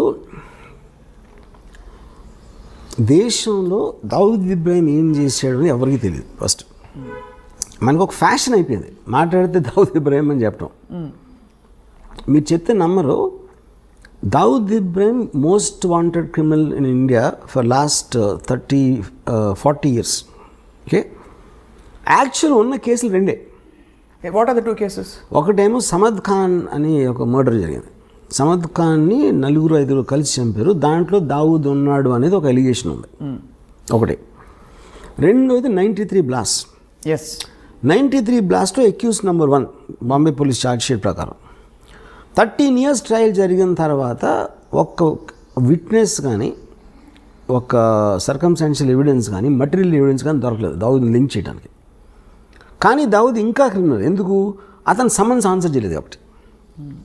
సో ఇప్పుడు అతను వస్తే నేనే చేశాను అన్న ఒక ఎవిడెన్స్ ఉంది, కానీ ఇంకో కౌంటర్ ఎవిడెన్స్ అనేది ఇంపాసిబుల్ సృష్టించడం. సో ఒకవేళ తను వచ్చి లొంగిపోతే ఇమీడియట్ వదిలేసి వస్తుంది. ఓకే, వాళ్ళు ఏదో డీలే చేస్తారు ఇలాంటివన్నీ చేసి, బట్ తను రావాల్సిన అవసరం లేదు. సో బేసిక్గా మనం ఎంతసేపు తాగుదాం పెద్ద క్రిమినల్ ఏం చేసిండే ఎవరికి తెలియదు. కానీ ఏ క్రైమ్స్లో ఆయన actually involved other than all this? See నాకు పర్సనల్గా నా రీడింగ్ ఏంటంటే, is a highly intelligent guy and he used crime in the beginning days to become legitimately successful. So తను దుబాయ్ షిఫ్ట్ అయిపోయిన తర్వాత ఈ కసినోస్ లేకపోతే హోటల్స్ ఇలాంటి అన్ని లీగల్ బిజినెస్ స్టార్ట్ చేసి ఈ was living very posh cars and big bungalows and షేక్ తోటి లంచ్ చేసాడు, దుబాయ్ షేక్ తోటి. యూనో ఆ స్టేజ్కి వెళ్ళిన తర్వాత అసలు క్రైమ్ చేసిన అవసరం లేదు. ఎవరైనా క్రైమ్ ఎందుకు చేస్తారు? There has to be some reason for to do that. Already తన సక్సెస్ 1986లో వచ్చిన తర్వాత వై వుడ్ బి ఇండల్జింగ్? అలా చూస్తే అంటే పవర్కి అంత ఉంటుందా? అంత ఉండదు. కానీ అదే కానీ దాని తర్వాత if is legally making hundreds and thousands of crores, why would you do these cheap things like 50 lakhs? అంటే కిక్ కాదా? Is it not I mean that kind of getting that kind of power? Power ని అవసరానికి వాడుకోవడం కూడా తప్పే. But what is ఇప్పుడు two different things. 93 before people used to take pride. బాయ్ को जानता हूँ, బాయ్ని డిన్నర్ भी बुलाया. ఈ పెద్ద వాళ్ళందరూ actually they use to flaunt their connections. Because అప్పుడు అండర్ వరల్డ్ ఏంటంటే it was more like a ఒక ఫ్లాంబాయింట్ థింగ్. గొడవైనా ఇంటర్నల్ గ్యాంగ్ వార్ఫేర్ అలా ఉండేది, కానీ జనాలు బయట మీదకి వచ్చారు కదా. ఇప్పుడు 93లో టెర్రరిస్ట్ యాంగిల్ జరిగింది. ISI Maulana 93 blast Maulana terror angle అనేది అటాచ్ అయ్యింది. That is when the perception change. కానీ ఆ పర్సెప్షన్ ఎందుకు వచ్చింది? Because the police have charge which they can't prove till today. Except for that we never heard of him in any case. Okay, తర్వాత ఇప్పుడు already తను అనిల్ కపూరు, సంజయ్ దత్ లాంటి పెద్ద stars తన పక్క నుండి దుబాయ్ షేక్ తోటి లంచ్ చేస్తున్నాడు. Why would involve in this petty crime? దాని మూలానే మీకు ఆ పవర్ ఎక్కువ. కానీ ఎవరికో ఫోన్ చేసి 50 లక్షలు 1 కోటి రూపాయలు అని బెదిరించి చేసేది దానికన్నా అదే ఎక్కువ, ఇది ఎక్కువ. అంటే అదే స్థాయిలో 50 crores 50 lakhs 1 crore ఉంటుందని ఎందుకు అనుకోవాలి? ఇంకా పెద్ద స్థాయిలో దేశానికి అంటే చాలా తీవ్ర స్థాయిలో భద్రతకి ముప్పు కలిగించే. That is when the 93 blast happened. 93 బ్లాస్ట్లో బికాజ్ 92 డిసెంబర్లో చాలామంది ముస్లిమ్స్ని శివసేన వాళ్ళు చంపేశారు అయోధ్య తర్వాత. వాటికి పగ తీర్చుకోవటానికి వీళ్ళందరూ వెళ్ళి కాళ్ళ మీద పడిపోయి మన బాంబేలో మమ్మల్ని బతకనివ్వరు, అని మొత్తం బైకలా దొంగరి మహమ్మద్ అలీ రోడ్లో ఉన్న ముస్లిమ్స్ మాకున్న దైవం ఒక్కడవే అని చెప్తే ఆ ఎమోషన్లో పగ తీర్చుకోవటానికి ఈ సీరియల్ బ్లాస్ట్ చేసాడు అనేది జనరల్ బిలీఫ్. ఇది when the police the first part of it is also general belief. ఇది ఇలా ఇలా ఫలానా శివసేన వాళ్ళు చంపించారు, అది correct, that is recorded thing, that is recorded, but దానివల్లే ఇది చేయించారన్నది general belief. Yeah, general belief including the Bombay police charge sheet. అరే ప్రతీకార చర్య. Yeah, to take revenge on the killing of the Muslims in December is why he did the blast అనేది official charge sheet అది. So which means ఆయన scale of crime ఒక వ్యక్తిగత cause నుంచి ఒక సమూహానికి సంబంధించిన కాజ్గా పెరిగింది. అండ్ ఈ విషయంలో ఆల్సో కొంచెం దేశ పౌరులు, దేశ భద్రత, ఒక మతపరమైన చర్యగా కూడా మారింది. So he scale of operation has grown. So what is the guarantee? But see, two things. What Dawood did is different. What the police are saying is different. What I believe is different. This kind of a person, I believe, will not do it to jeopardize his entire operations. ఎందుకంటే దాని మూలాన maximum నష్టం ఎవరికి వచ్చింది? దావుద్ ఇబ్రహీంకి వచ్చింది serial blast వల్ల. So you don't completely cut off from the, అందులో ఆయనకు వచ్చేది ఏం లేదు కానీ ఆయన కాబట్టి ఆయన చేయడంటారు. Yeah, because it's too smart and too selfish to indulge in this public charity. Even if it's triggered religiously. What? Because he's not a religious guy, first of all. He never went to a mosque. Yeah. He never went to a mosque. How do you have evidence of that? But he never talked about God. All Muslims maximum God in front చేస్తారు కదా ఇప్పుడు. Dawood Ibrahim never spoke about God. So ఈ కాంటెక్స్లో వర్మ గారు, your mentioning Anil Kapoor, Sanjay Dutt వీళ్ళందరూ కూడా ఆయన సన్నిహితంగా ఉండేవారు. ఆ సాన్నిహిత్యం అసలు ఎలా ఏర్పడుతుంది అంటే ఒక గ్యాంగ్స్టర్ అని తెలిసే వెళ్తారా బాలీవుడ్ నటులు అంటే? ఎందుకంటే ఆ టైంలో అండర్ వరల్డ్ అనే వర్డ్ మన ఇప్పుడు యూజ్ చేసిన కాంటెక్స్ట్ ఉండేది కదా అసలు. వాళ్ళందరూ పవర్ఫుల్ పీపుల్ అక్కడ. బడా ఆద్మీ బహుత్ ఏ అని ఒక హీరో లాగా చూసేవారు గ్యాంగ్స్టర్స్ని. వీళ్ళు హీరోలు అందరూ కూడా సిటీలో ఇప్పుడు ఫర్ ఎగ్జాంపుల్ పరిటాల రవి ఉన్నాడు. Paritala Ravi very violent and dangerous గా అంటారు. మొత్తం మీకు అనంతపూర్ జిల్లాలో ఎందుకు అందరిని ఎక్కించింది? అందుకే ఎక్కించింది. కానీ ఇక్కడ తేడా ఏమొస్తుందంటే వర్మ గారు, ప్రధానంగా ఒక అబ్స్కాండింగ్ ఇలాంటి క్రిమినల్కి ఒక పొలిటికల్ ఫేస్ ఉండే ఒక తీవ్రమైన వ్యక్తికి there is a big difference. ఈ మనిషి అందుబాటులో ఉన్నారు, ఈ మనిషి తప్పించుకుని వెళ్తాడు కాబట్టి ఎక్కడున్నాడో తెలియదు. ఈచ్ పర్సన్ తను ఉన్న పొజిషన్, తను ఉన్న సిచ్యువేషన్లో తనకు అనుగుణంగా అడ్వాంటేజ్ తీసుకుంటాడు. పరిటాల రవి అనే మనిషి అనంతపూర్లో ఉన్నాడు. అనంతపూర్లో ఏమేమి మనకు వర్కౌట్ అయితే వేరే ఉంటాయి. దుబాయ్లో దావుద్ ఇబ్రహీం అంటే తనకు వేరే వర్కౌట్ అవుతాయి. వీళ్ళకి ఉండే ఫ్యాసినేషన్ ఆయనకి ఫిల్మ్ స్టార్స్ పట్ల ఎందుకు ఉండేది fascination? That is very this because he deliberately wanted to give that colour to the gang. అంటే మనం వీధి రౌడీలాగా ఉండకూడదు, మనని రెస్పెక్ట్తో చూడాలి జనాలు. రెస్పెక్ట్తో ఎప్పుడు చూస్తారు? రెస్పెక్టబుల్ పీపుల్తో ఉన్నప్పుడు చూస్తారు. అందుకని పెద్ద పెద్ద పార్టీలు ఇచ్చి ఈ ఫిల్మ్ స్టార్స్ని, పొలిటికల్ లీడర్స్ని, క్రికెట్ ప్లేయర్స్ని ఇలా అందరినీ ఇన్వైట్ చేసేవాడు. సో వాళ్ళ పక్కన నుంచున్నాడు కాబట్టి తనకు కూడా ఒక లెజిటిమసీ వచ్చేస్తుంది. It is a planned purpose I did that. Right. And ఎవరెవరు అంటే వెళ్ళకపోయే క్వశ్చన్ ఉండదు. ఆయన దావుద్ ఇబ్రహీం పిలిచాక ఇంపాసిబుల్. యా, రాము అని చెప్పడానికి a very big man calls you in a nice way not to do a crime. ఎందుకు వెళ్ళరు మీరు? అంటే ఎందుకు క్రిమినల్స్తో మనకు ఎందుకు అని అనుకోవాలి కదా. అది అంటే ఇప్పుడు క్రిమినల్స్ అంటే ఇప్పుడు పిక్ పాకెట్ క్రిమినలే, దావుద్ ఇబ్రహీం క్రిమినలే. కానీ తనకున్న ఇమేజు ఇప్పుడు ఎవ్రీబడి వాంట్స్ పవర్ఫుల్ ఫ్రెండ్స్. ఫలానా ఒకటి తెలిస్తే ఎప్పుడైనా మనకు పనికొస్తాడు. ఎప్పుడైనా మనం ఏం చేయట్లేదు, మనం క్రైమ్ చేయట్లా. రైట్. కానీ పవర్ఫుల్ పీపుల్ తెలియటంలో తప్పే ఉంది అని ఒక అట్రాక్షన్ అందరికీ ఉంటుంది. ఎప్పుడు అది పోయింది? 90 బ్లాస్ట్ తర్వాత పోయింది. Because that was murder of public innocent people. That was a terror incident.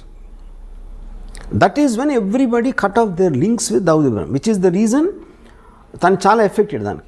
అందుకే అలా ఎఫెక్ట్ అతను ముందే తెలుసు కాబట్టి అతను చేసి ఉండడని నా బిలీఫ్. మీ సినిమాలో ఈ ఆస్పెక్ట్స్ అన్ని అడ్రస్ అవుతారా, చేస్తారా అసలు? Of course. అంటే ద 93 బ్లాస్ట్ ఆల్సో ఇవన్నీ they are going to be part of everything. Yeah, yes. And అది సీరియస్లో ఉండదు, సినిమాలో ఉండదు. సినిమాలో 1982-82 మధ్యలో ఉంటుంది స్టోరీ. సో ఎమర్జెన్స్ వరకు మీ సినిమా. యా. ఆ తర్వాత జరిగిన కార్యకలాపాలు అన్ని సిరీస్, అవన్నీ సిరీస్ లో ఉండబోతున్నాయి. Yeah. So how are you going to, అంటే ఇప్పుడు ఎంత మీరు నార్కోస్ లాంటివి చూసినా ఇది ఒక రియల్ లైఫ్ సంఘటన, అందులో మన దేశానికి సంబంధించిన సంఘటన. సరే మీరు దేశభక్తి ఉందే లేదు అని చెప్పినా కూడా ఎక్కడో అక్కడ మీకు కొంచెం ఉంటుంది కదా, అంటే ఒక విధమైన concern. How are you going to justify making series? I am not telling first of all justifying that Dawood Ibrahim is good for the country or bad for the country. జరిగిన జర్నల్ చూపెడతాను, then it's up to the people. ఇప్పుడు నేను మన దేశానికి స్వాతంత్రం తెచ్చింది దావుద్ ఇబ్రాహిం చెప్పట్లేదు కదా నేను. What exactly he's I'm showing that. Right. It like a documentation of A story that shook up the entire country at one point of time.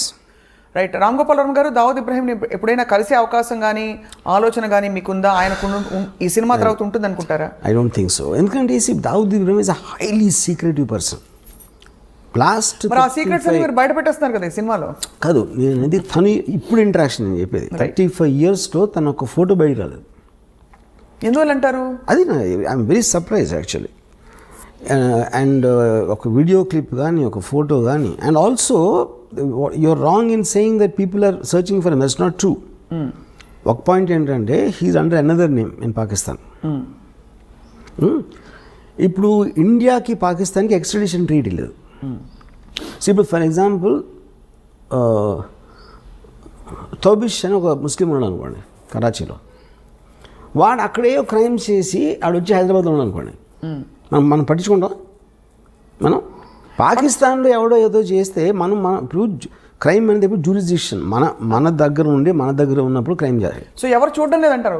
ఎవరు చూడలేదు. సో ఆయన ఎక్కడైనా ఎయిర్పోర్ట్ లోకి వచ్చి కనిపించలేతే మీ గోవా బీచ్ లో షూటింగ్ సెట్ పక్కన ఇండియాలో ఈజ్ వాంటెడ్ పర్సన్. అదే అడుగుతున్నా, ఇండియాలోనే చెప్పాను హీస్ వాంటెడ్ కదా. ఇండియాలో కాదు, మీరు ప్రపంచం అంతా ఎదుగుతుంది. ప్రపంచం అంతా తిరిగి వెతుకుతున్నారని మన వాళ్ళు. They are going around the world looking for him. No, they're not. They all believe that he is in Pakistan. He is known to be in Pakistan. Yeah. But they can't go into Pakistan, ante. Right. Which is why he is hiding there, but now he is actually in the form of your hero. మీ పాత్రగా ఇప్పుడు తెర ముందుకు వస్తుంది Dawood Ibrahim. So మీ పాత్రని ఇష్టపడతారా జనం, చూసి కష్టపెట్టుకుంటారా? See, anybody you see as a human being, you'll always tend to like him. ఎందుకంటే హ్యూమన్ బీయింగ్స్ ఎమోషన్ కనెక్ట్ అవుతారు, రైట్, లాజిక్ కనెక్ట్ అవుతారు, రేషనాలిటీ కనెక్ట్ అవుతారు, థాట్ ప్రాసెస్ కనెక్ట్ అవుతారు. ఇప్పుడు మీరు నార్కోస్ చూసారనుకోండి, పబ్లో ఎస్కోబార్ ముందు దావుద్ ఇబ్రాహిం ఈజ్ నథింగ్.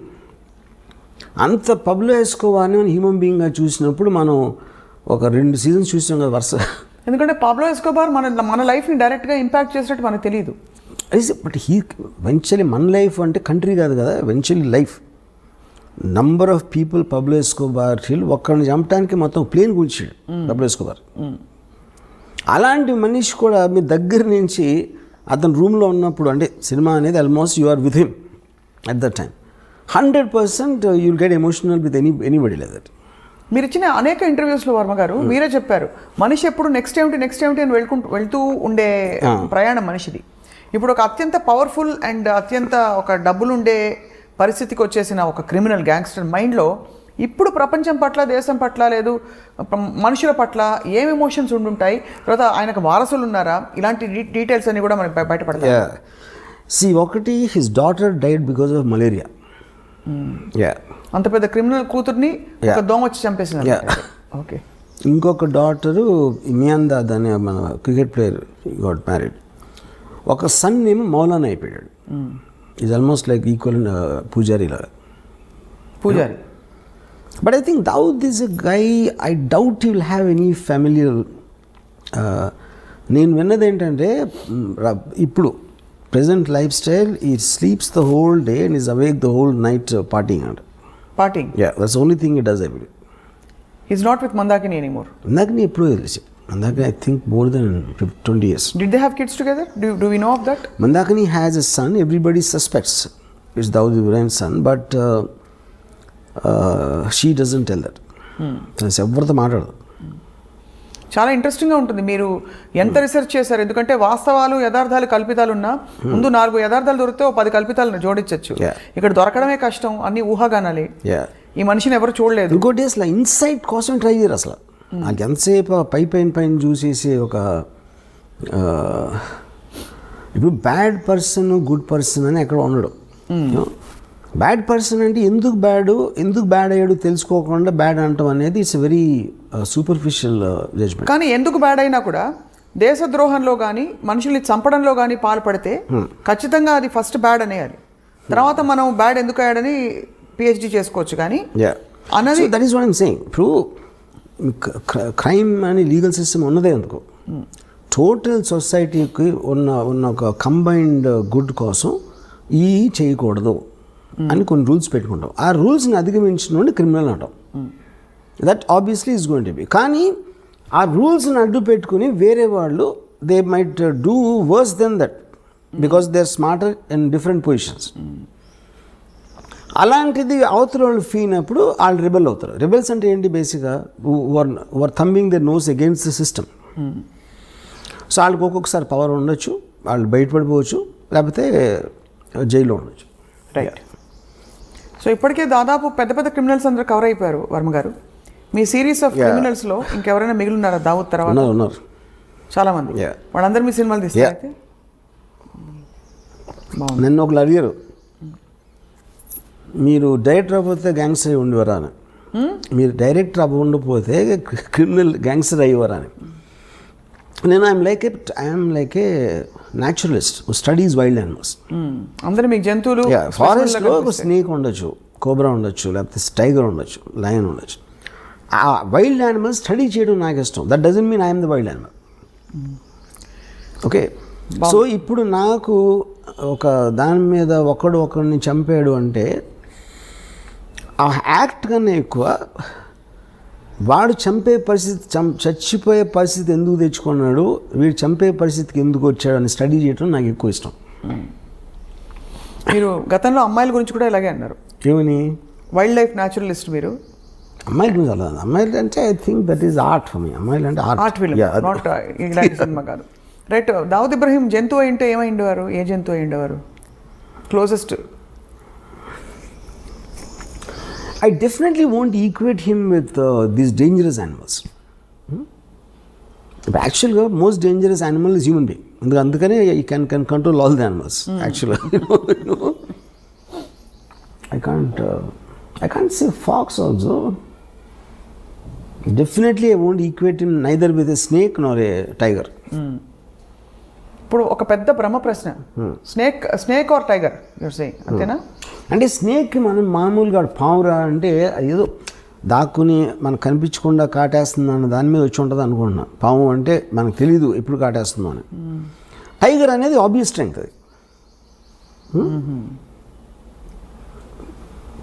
కానీ తెలివితేటలు కూడా ఉన్నాయి కాబట్టి నక్క కూడా ఉండొచ్చు. అంటే నక్క పాయింట్ ఏంటంటే పరిగెడుతూ ఉంటుంది. తెలివిగా ఏం చేస్తుందో నాకు ఇంతవరకు తెలియదు. నక్క తెలివింది అంటారు కానీ అది ఏం తెలివి ఉపయోగించింది నాకు తెలియదు ఇంతవరకు. సో ఇది ఒక అన్ని కలగలిసిన ఒక విచిత్ర జంతువు, అంతేనా?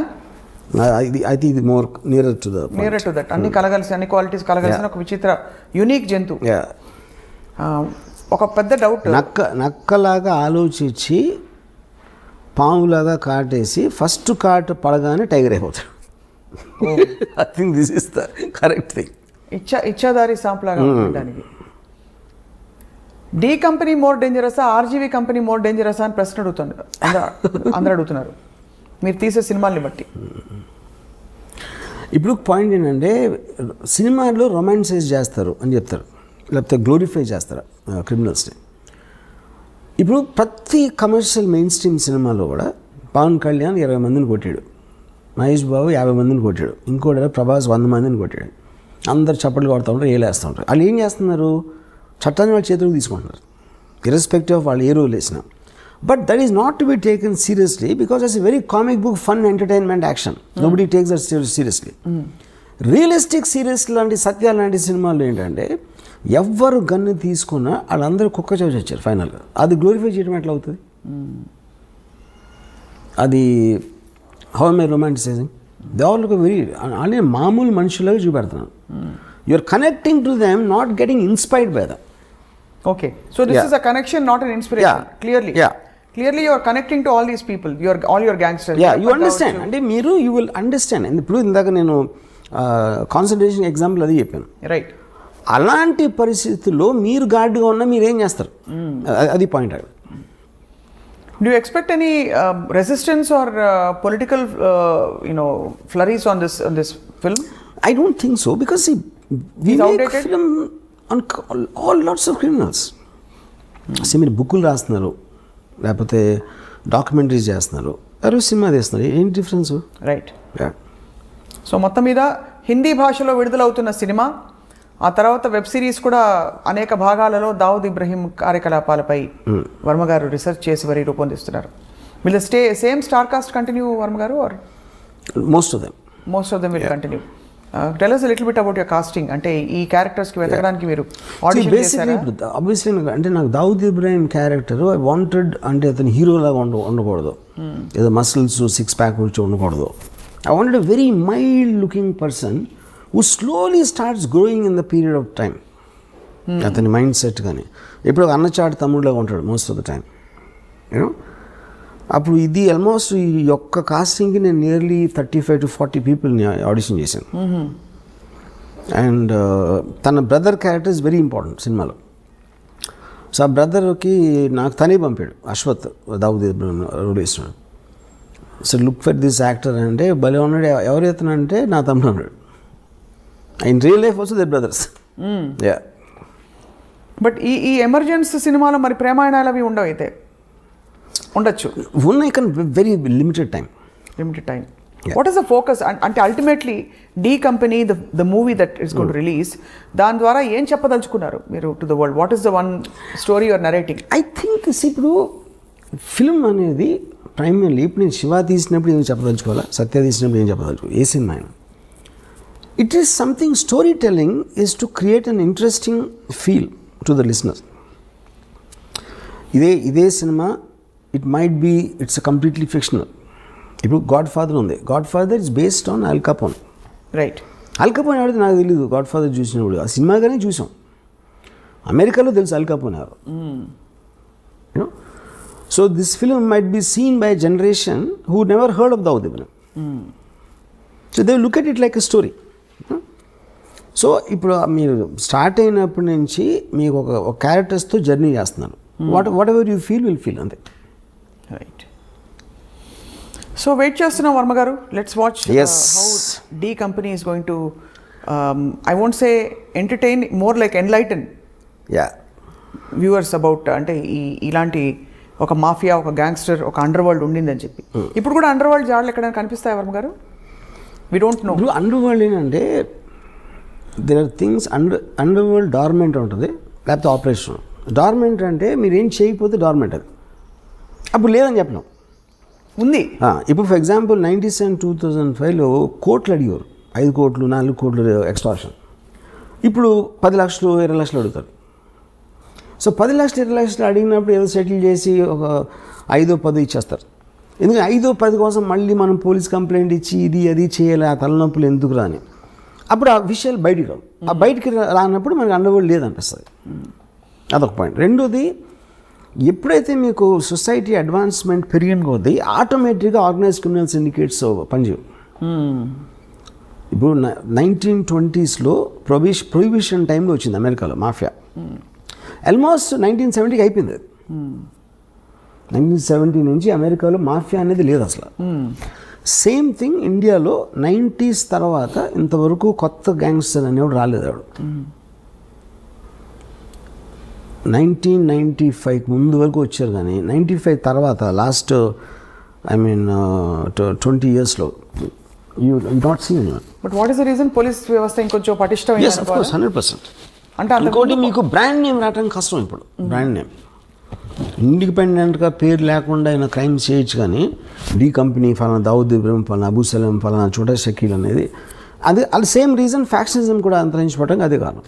As much as it's unrelated. నిన్న ఇక్కడ మేదీపట్నం దగ్గర జరిగిన హత్య చూసారా? నేను చూడాల. Brutal murder. 2 లాయర్లు ఒక 2 వారాల క్రితం మర్డర్ అయ్యారు. రోడ్డు మీద చూసారా? అవును. అంటే వన్ వండర్స్. ఇప్పుడు కూడా అదే సిమిలర్. ఒక పవర్ స్ట్రగుల్లో ఒక వ్యక్తి వచ్చి, అఫ్ కోర్స్ అర్ధరాత్రి జరిగింది ఇది, ఇంకో వ్యక్తిని తలపై కటా కటా కటా కర్రేసి కొట్టేసి, అండ్ పొలిటికలీ కనెక్టెడ్ అని వినికిడి. కాస్త ఇంకా ఆఫ్ కోర్స్ ప్రాథమికంగా బయటపడుతున్న విషయాలు, బట్ జస్ట్ నాకు ఇంకోటి ఏంటంటే ఇప్పుడు లాస్ట్ ఫ్యూ ఇయర్స్లో ఈ రోడ్ల మీద చంపడం అనేది ఎన్నో సార్లు చూసాం, టూ మెనీ అయిపోయాయి. కానీ నా ఉద్దేశం అది ఎప్పుడు జరుగుతుంది, ఇప్పుడు సెల్ ఫోన్లు మనం తెలుస్తున్నాయి మనకి అని నా ఫీలింగ్. ఇంత దారుణంగా ఎప్పుడు జరిగాయి వర్మ గారు? రకరకాల సెల్ ఫోన్ వీడియోస్ వలన మనకు తెలుస్తుంది యాక్చువల్గా. ప్రతి ఓడి చేతిలో వీడియో తీసేసే పరికరం ఉండటం వలన ఈ బయటకు వస్తున్నాయి. అంతకుముందు ఇలాగే జరుగుతుంది, అది ఉండి కొత్తగా రోడ్డు మీద చంపుదాం అని ఒక fresh batch of thinking, I doubt that is the point. చాలాసార్లు మర్డర్స్ ఇప్పుడు మీ దారిలో ఉన్నప్పుడు, ఎందుకంటే మీ ఇంట్లో ఉన్నప్పుడు ఎక్కడికి వెళ్తున్నప్పుడు కాకుండా ఈ రోడ్లో వస్తాడు అన్న ప్లానింగ్స్ చాలా ఎక్కువ ఉంటాయి. చాలా ఫ్యాక్షన్ మర్డర్స్ కూడా జరిగినాయి, అదే అండర్ వరల్డ్ కూడా అదే జరుగుతాయి. I think it is cell phones which are making us feel ఏదో ఈ మధ్యన స్టార్ట్ అయినాయి అన్నట్టు. రైట్. యా, వర్మ గారు మీరు పాడిన పాట మా కోసం బిఫోర్ వి వైండ్ అప్, చాలా ఫిలసాఫికల్ పాట, కత్తులతో సావాసం తర్వాత. हम आते हैं खाली हाथ, जाते हैं खाली हाथ. అది అంతే ఫిలసాఫికల్గా డీప్గా పాడారు.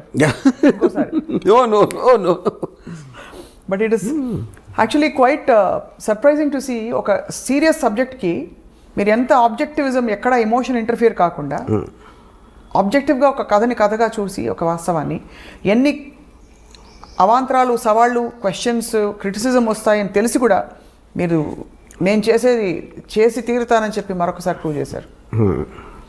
సో ఈ సినిమా అదే స్థాయిలో ఉంది. సో నేను ఇందాక చెప్దామని మర్చిపోయాను. నాకు ఇప్పుడు నేను క్రిమినల్ అవ్వలేను, ఇప్పుడు అవ్వను. కానీ క్రిమినల్ ఆర్గనైజేషన్ ఎవడన్నా పెడతానంటే నేను మంచి కన్సల్టెంట్ అవ్వచ్చు. Criminal organisation consultant. అప్పుడు ఎవరెవరు కాదు, ఏ గ్యాంగ్స్టర్స్ ఏ తప్పులు చేశారు అది మనకి రిట్రాస్పెక్ట్లో చూసాం కాబట్టి ఆ కారణాలు అర్థమైనాయి కాబట్టి ఇలాంటివి చేయకుండా ఉండాలి, ఇలాంటి సజెషన్లు. అలా కాకుండా పోలీసులకి ఇవ్వచ్చు కదా సలహాదారుగా, సలహాలు పోలీసులకి ఇవ్వచ్చు కదా. అంటే కాదు, ఫస్ట్ ఆఫ్ ఆల్ పోలీసు కూడా ఇస్తాం. పాయింట్ ఏంటంటే పోలీసులు క్రియేట్ జరిగేది క్రిమినల్ ఆర్గనైజేషన్. ఇప్పుడు ఎవడో కొత్తగా కూడా కంపెనీ పెడదాం అనుకుంటున్నాడు, వాడు కన్సల్టెన్సీకి వెళ్తాడు. ఎందుకంటే కన్సల్టెన్సీ ఇలాంటి కంపెనీలు ఎన్నో ఉన్నాయి, వాడి హిస్టరీ ఏంటి, బ్యాక్గ్రౌండ్, ఆ మటీరియల్ అంతా ఆడి దగ్గర ఉంటుంది. ఆడు చెప్తాడు ఏది చేయాలి చేయకూడదని ఏదో సలహాలు వేస్తాడు, which is why it's called consultancy. అది నేను మంచి కన్సల్టెంట్ అవుతాను, కొత్తగా ఎవడన్నా దావుద్ ఇబ్రహీం అవుదాం అనుకుంటే అని. మీరు ఆ సేవల్ని మీరు అందించడానికి సిద్ధంగా ఉన్నారు ఈ రీసెర్చ్ అంతా చేసిన తర్వాత. మీరే ఎందుకు పెట్టరు అసలు? That's the whole point. My interest is to study the criminal psychology. తలకాయ నొప్పని చేయరా అంటే అవన్నీ సరే. And I believe it doesn't work. First of all, crime doesn't work 99.9% of the time. ఏదో ఒకళ్ళు ఇద్దరు సక్సెస్ఫుల్ అయిపోయి బయటకు వచ్చేయడానికి ఛాన్స్ ఉంది, కానీ all of them will either die or end up in jail for sure. And you don't like both? Yeah, why should I? I'd rather really study them and make films. Yeah. So మీరు వాళ్ళకంటే తెలివైన వారు, వాళ్ళ కథల్ని వాడుకుని ఇష్టం వచ్చిన పద్ధతిలో మీరు సినిమాలు తీసి you're making money, making a name for yourself, and creating a controversy and remaining in the center of things when the actual criminal who gave you the story is not around. So most తెలివైన model Ram Gopal Varma గారిది. Yes sir. So on that note, criminals వేరే మీద బతుకుతా ఉంటే నేను criminals మీద బతుకుతున్నా. అదే అదే దిగులు వస్తుంది. ఇన్ఫాక్ట్ నాకు ఎవరంటే వై దావుద్ ఇబ్రహీం అంటే because I owe my living to him అని చెప్పి. దావుద్ ఇబ్రహీం అనేవాడు పట్టకపోతే నేను గ్యాంగ్స్టర్ సినిమాలు చేయగలిగాను. గ్యాంగ్స్టర్ సినిమాలు చేయలేకపోతే అసలు నాకు starting from Shiva to Satya to Company to D Company ఆయన ఒక్కడే స్ఫూర్తా. Underworld came from him. No, అది నా పాయింట్. సో ఫస్ట్ మీ క్రిమినల్ ఇన్ఫ్లుయెన్స్ మీ మీద ఆయనదే. మీ ఇంట్లో ఫోటో ఉంది, ఆయన పూజను చేసుకుంటారేమో అని. ఫోటో ఉంది, మొత్తం నా మైండ్ అంతా అదే ఉంది. నా హృదయంలో ఉన్నాడు. హృదయంలో ఎవరో వచ్చి ఇప్పుడు మీ ఆఫీస్ మీద దాడి చేస్తారేమో అని భయంగా ఉంది. బాగా తెలుసు చెప్పేస్తారేమో మీరు. చాలా మంది నమ్ముతారు అది. మీకు తెలిసినా? నేను ఇంకా నమ్ముతున్నాను. అంటే నేను ఇంకా నాకు ఎక్కడో లేలగా డౌట్ ఉంది. అంటే ఈ సినిమా తీయించింది ఎలాగో ఎంప్లాయర్స్ ఎవరో తెలియదు కదా ఈ మోడల్లో. తెలియదు. ఎవరు పెట్టుబడి పెట్టించి ఆ చిన్న బుజ్జి సరదా వర్మగారి చేత సినిమా తీయించుకుందామనే సరదా తీర్చుకుంటున్నారేమో అని.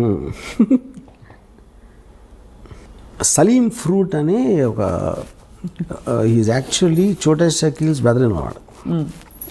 అతను కలిసాను బాంబేలో. నేను దావుద్ గురించి మాట్లాడుతూ ఉంటే తన ఎక్స్ప్రెషన్ అదేంటిది చూస్తున్నాడు. అంటే తనకి బాగా క్లోజ్. ఓ, తనకు తెలిసిన మనిషి గురించి నేను వీడి దగ్గర వింటున్నాను అనేది మాట ఎక్స్ప్రెషన్. అంటే obviously has a different vision. అదే ఇప్పుడు యాజ్ ఎ ఫిల్మ్ మేకర్ ఇప్పుడు నేను ఒక చిన్న టైంలో ఒక మనిషి జీవిత కథని నేను ఇంత టైంలో చెప్పాలంటే ఆటోమేటిక్గా ఒక సినిమాటిక్ ఆస్పెక్ట్ ఉంటుంది. దావుద్ ఇబ్రహీం ఎలా మాట్లాడతాడు, ఏం మాట్లాడతాడు ఒక చెప్తాను. అదే లైను తను ఎప్పుడు వినలేదు అనుకోండి, ఈ సలీం ఫ్రూట్ అనేవాడు ఆటోమేటిక్గా look it a very fake thing. ఇప్పుడు Dawood Ibrahim is not educated గా. ఇప్పుడు నేను చాలా ఫిలాసఫికల్గా మాట్లాడుతూ ఉంటే Dawood Ibrahim philosophy, for example నేను ఇవాళ ఒక ట్వీట్ పెట్టాను, I never intended to be a criminal, I'm just using crime to fast track my legitimate success. Dawood Ibrahim అని కోట్ చేశాను. అది 100% దావుద్ ఇబ్రహీం అన్నాడు, నాకు తెలుసు. ఆయనకి ఇంగ్లీష్ వచ్చి ఉండదంతా ఎగ్జాక్ట్లీ ఫ్రేజ్ హిందీలో కూడా అనున్నాడు. కానీ నేను అర్థం చేసుకునేది ఒక స్పిరిచువల్గా పెట్టిన. ఫర్ ఎగ్జాంపుల్ గాంధీ సినిమాలో గాంధీ అన్న ఏ డైలాగ్ కూడా తను ఇప్పుడు అనలేదు లైఫ్ టైంలో. అది రిచర్డ్ యాటన్బర్గ్ స్క్రీన్ ప్లే డైలాగ్స్ ఆయన. సో మీరు ఒక స్పిరిట్ని క్యాప్చర్ చేసినప్పుడు which is what art is about. Art is about what it could be, not about what it is. ఒక మనిషి థాట్ గంటలో చెప్పింది మీరు ఒక కోట్లో వచ్చింది అనుకోండి, ఆ కోట్ ఏంటి పెద్ద స్పీచ్లో ఒకటి వస్తుంది లైన్, మీరు కోట్ ఒక్కటి హైలైట్ చేసినప్పుడు దాని ఇంపాక్ట్ ఎక్కువ ఉంటుంది. అవును. యా, ఇప్పుడు ఆ పెద్ద సీన్లో మళ్ళీ దానికి తిరిగి వస్తాను. మీ ఆత్మంతా బయట పెట్టిన ఆ ఒక్క డైలాగ్, ఇతను దొంగగా ఎందుకు మారాడో దాని వెనకాల పెద్ద కథ ఉంది. శ్రీదేవి క్షణం. Actually every criminal will have the very similar story. ఆ స్టార్టింగ్ పాయింట్ అనేది చాలా ఎమోషనల్గా ఉంటుంది without exception. Where is the limit అంటే ఇప్పుడు ఫర్ ఎగ్జాంపుల్ పోవర్టీ ఉంటుంది, 1 కోటి మంది పూర్ పీపుల్ ఉన్నారు అనుకోండి, దాంట్లో క్రిమినల్స్ 10 మంది ఉంటారు. 0.01% క్రిమినల్స్ అవుతారు. సో ద జస్టిఫికేషన్ అనేది మన ఇప్పుడు ఫర్ ఎగ్జాంపుల్ బతుకంతా బానిసగానే ఉండాలి అని ఒకటి ఫిక్స్ అయిపోతాడు. ఇంకో నేను బానిసగా ఎందుకు ఉండాలి అడుగుతాడు. అడిగినప్పుడు అసలు ఈ లాస్ ఈ చట్టాలని వాళ్ళకు అనుకూలంగా రాసుకున్నారు, నేను ఎందుకు దాన్ని పాటించాలి అంటే భయపడి. సో భయపడినంత మాత్రాన నేను బానిసలాగా ఉంటాను, నాకు ఇష్టం లేదు కాబట్టి నేను ఎదురు తిరుగుతాను అంటాడు. అది ఈచ్ పర్సన్స్. అప్పుడు సొసైటీకి ఉన్న బలంతో వాడు ఎదురుకి తిరిగినప్పుడు వాడిని నొక్కేస్తారు. నొక్కలేకపోతే ఇంకా ఎదుగుతాడు, ఇంకెప్పుడూ నొక్కుతారు, లేకపోతే ఒక్కొక్కసారి నొక్కడానికి ఛాన్స్ ఉండదు. సో ఈ ఎబిరేషన్స్, ఈ కాన్ఫ్లిక్ట్స్ అనేవి మనకు రోజు జరుగుతూ ఉంటాయి. మనం ఇన్ని సంవత్సరాలు, ఇన్ని వందల వేల సంవత్సరాలు ఉన్నా కూడా ఇంకా మనం క్రైమ్తో దెబ్బలాడుతున్నాం అంటే అలాంటి మైండ్ సెట్స్ అని ఎప్పుడు పావు. అది పాయింట్. కానీ it also reflects on the system of law and order in the country. అంటే ఇలాంటి ఆఫ్ కోర్స్ మీకు ఎక్కడైనా ఫర్ ఎగ్జాంపుల్ మనకి 2010 వరకు the under world was very very operative in India. 1970లో అమెరికాలో పోయిందని చెప్పాను అన్నారు. So that absolutely depends upon the country's advancement. So ఇప్పుడు భారతదేశం అడ్వాన్స్డా కదా క్రైమ్ని కర్చ్ చేయడం? It might be far more better than Venezuela, maybe Pakistan, maybe some other country, but not as much as America. Yeah, but actually objectively what do you think of how we have curbed crime? See, every country is advancing rapidly. కేవలం మనకి ఇప్పుడు social media మూలాన, ఈ cell phone videos మూలాన మనకు ఒక ఇది వస్తుంది, ఈ ఫీలింగ్ వస్తుంది, తెగ జరిగిపోతున్నాయి అసలు మర్డర్స్ అని. కానీ మీరు సెన్సస్ స్టాటిస్టిక్స్ తీసుకుంటే I'm sure it won't be the case. ఇప్పుడు అనంతపూర్లో 20 years బ్యాక్ కడప అనంతపూర్ డిస్ట్రిక్ట్లో number of murders I'm sure 10% కూడా ఉండవు ఇప్పుడు. కానీ ఎక్కువగా హైలైట్ అవుతాయి అంతే, because of the media. So Dawood Ibrahim గ్యాంగ్స్టర్ని ఇండియా వెతుకుతున్నప్పుడు ఇండియాలో పట్టుబడి ఆయన జైలుకి వెళ్తే మీరు సంతోషించారా? మీకు ఏ ఫీలింగ్స్ ఉండవా? ఏ ఫీలింగ్స్ ఉండవు. ఎందుకుండవు? Because I am like I said, I am a studier of the underworld. I don't have an emotional connection with them. But you are also a citizen of the country, sir. Yeah So you don't have any emotions for a man No. being caught. Yeah because like I said ఇందాక చెప్పాను కదా, ఒక మనిషి ఇంకొకరిని చంపే పరిస్థితి వీడికి ఎందుకు వచ్చింది, చచ్చిపోయేంత పరిస్థితి వాడికి ఎందుకు వచ్చింది, ఈ ఒక్కదాని మీద నాకు ఇంట్రెస్ట్ ఉంటుంది.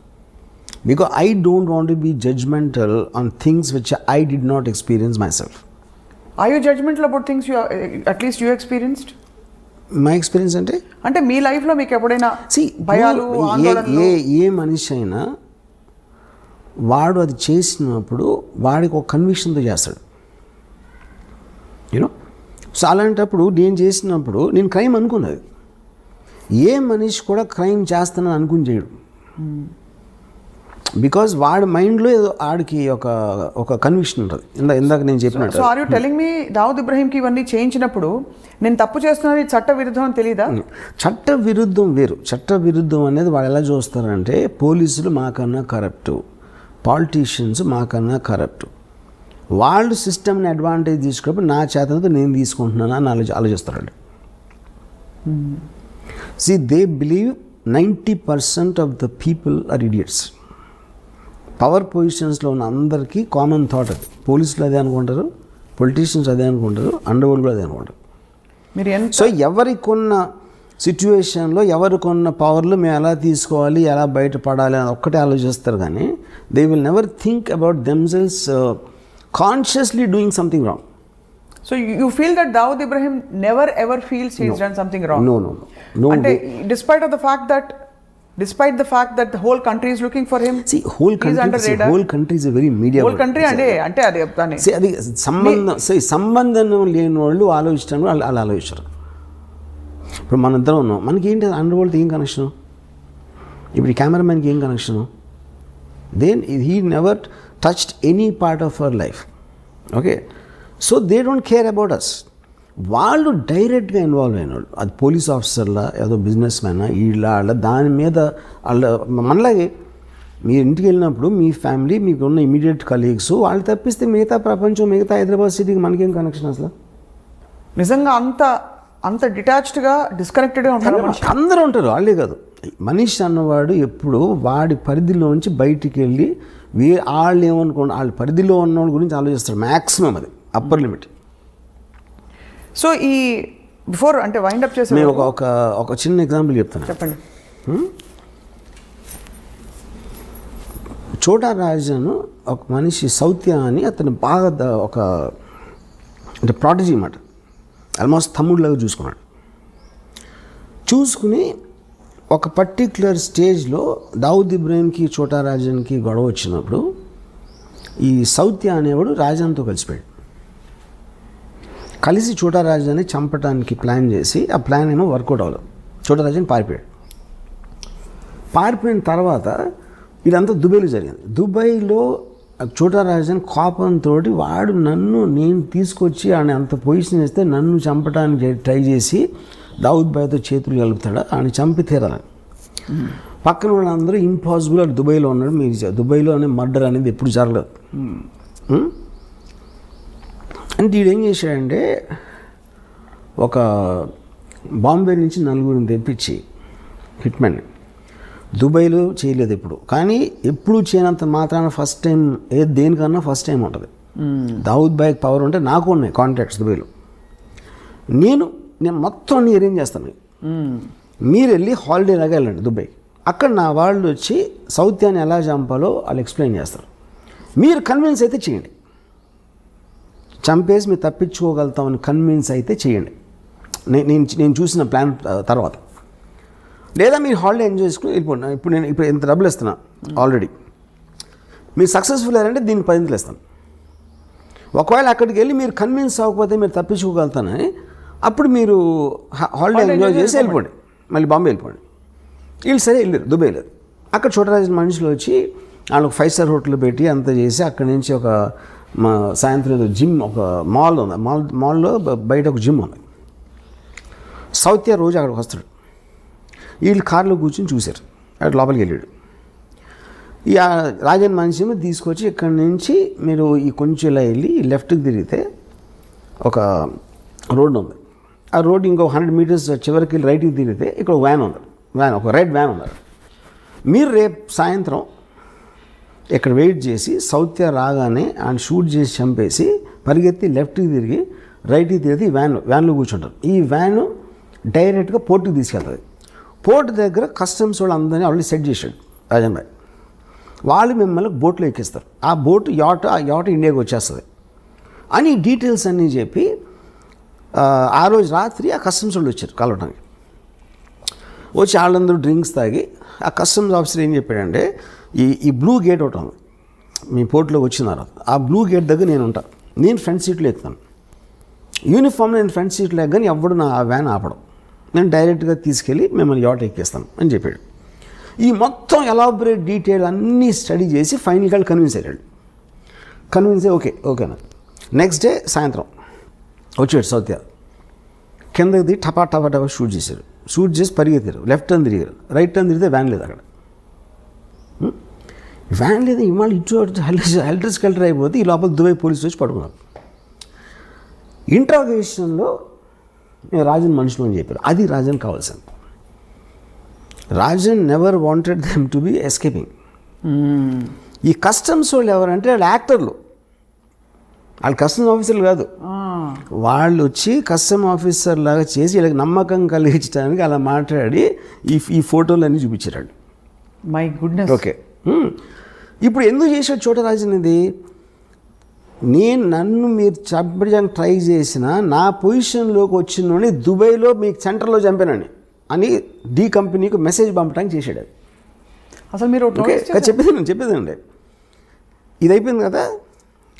నెక్స్ట్ చోటారాజను వీళ్ళ ఫ్యామిలీస్కి ఫోన్ చేసి ఈ నలుగురు ఉరిశిక్ష చేశారు దుబాయ్లో ఫస్ట్ మర్డర్ జరిగింది ఇదే దుబాయ్లో మొత్తం హిస్టరీలో. వీళ్ళ ఫ్యామిలీస్కి ఫోన్ చేసి నేను వాళ్ళకి అబద్ధం చెప్పిన మాట నిజం, ఎందుకంటే నాకు ఒక ప్రెస్టీజ్ క్వశ్చన్ వచ్చింది, నేను చేయాల్సిన అవసరం ఉంది, ఇలాంటి బిజినెస్లో ఎవరో ఒకరిని బలి ఇవ్వకపోతే మనం అనుకునేవి జరగవు. ఇప్పుడు వాళ్ళు మీకోసం మీ పిల్లలకి మీ ఫ్యామిలీస్కి ఎంత మీకు డబ్బు అవసరం అవుతుందో వాళ్ళు సంపాదించి దానికి 2 ఎంతలు నేను ఒక్క షాట్లో ఇస్తాను మీ నలుగురికి అని చెప్పి వాళ్ళు డబ్బు పంపించాడు. సో ఇప్పుడు ఇదంతా చూస్తే అసలు అది మీ జడ్జ్మెంట్ ఫ్యాక్టర్ ఏముంటుంది కదా చెప్పండి నాకు. అంటే డబ్బు పంపించడానికి మంచివాడు అయిపోతాంటారా? మంచోడు అది మీరు చెప్పాలి. కానీ ఎంత ఎమోషన్స్ వెనకాల ఉంటాయని ఎవరైనా ఊహిస్తాడు అసలు. అది నేను చెప్పేది, అది జస్టిఫికేషన్ కాదా నేను చెప్పట్లా. First of all they are hit men ఎవరైతే వచ్చారో. డబ్బులు తీసుకుని చంపటానికి వచ్చే ఇలాంటి మనుషులు ఒక రకం, వాళ్ళకి ఫ్యామిలీస్ ఉండటం కూడా నిజమే, వాళ్ళకి పిల్లలు ఉండటం కూడా నిజమే, వాళ్ళు క్రైమ్లో లేరు, కానీ వాళ్ళ జీవనాలు వీళ్ళ మీద ఆధారపడి ఉన్నాయి. సో వీళ్ళకి అబద్ధం చెప్పి మోసం చేసి తన పని అవగొట్టుకుని వాళ్ళు దుబాయ్ జైల్లో ఉరిశిక్ష చేయించాడు. ఇది లేకపోతే చోటరాజన్ దగ్గర ఇంకోటి ఏముంటుంది చెప్పండి నాకు. మీకు ఉన్న ఆప్షన్స్, మీకు ఒక ఆబ్జెక్టివ్ ఉంది, ఆ ఆబ్జెక్టివ్లో మీకున్న బెస్ట్ ఆప్షన్ మీరు ఎత్తుక్కుంటారు, దాంట్లో ఎవరో ఒకళ్ళు హర్ట్ అవుతారు, ఎవరో ఒకళ్ళు బలైపోతారు, which is called collateral damage. ఇప్పుడు హిట్లరు సెకండ్ వరల్డ్ వార్లో లండన్ మీద బాంబు చేశాడు. ఎందుకు చేశాడు? యూకే బ్రిటిష్ ట్రూప్స్ స్టార్ట్ అయినాయి.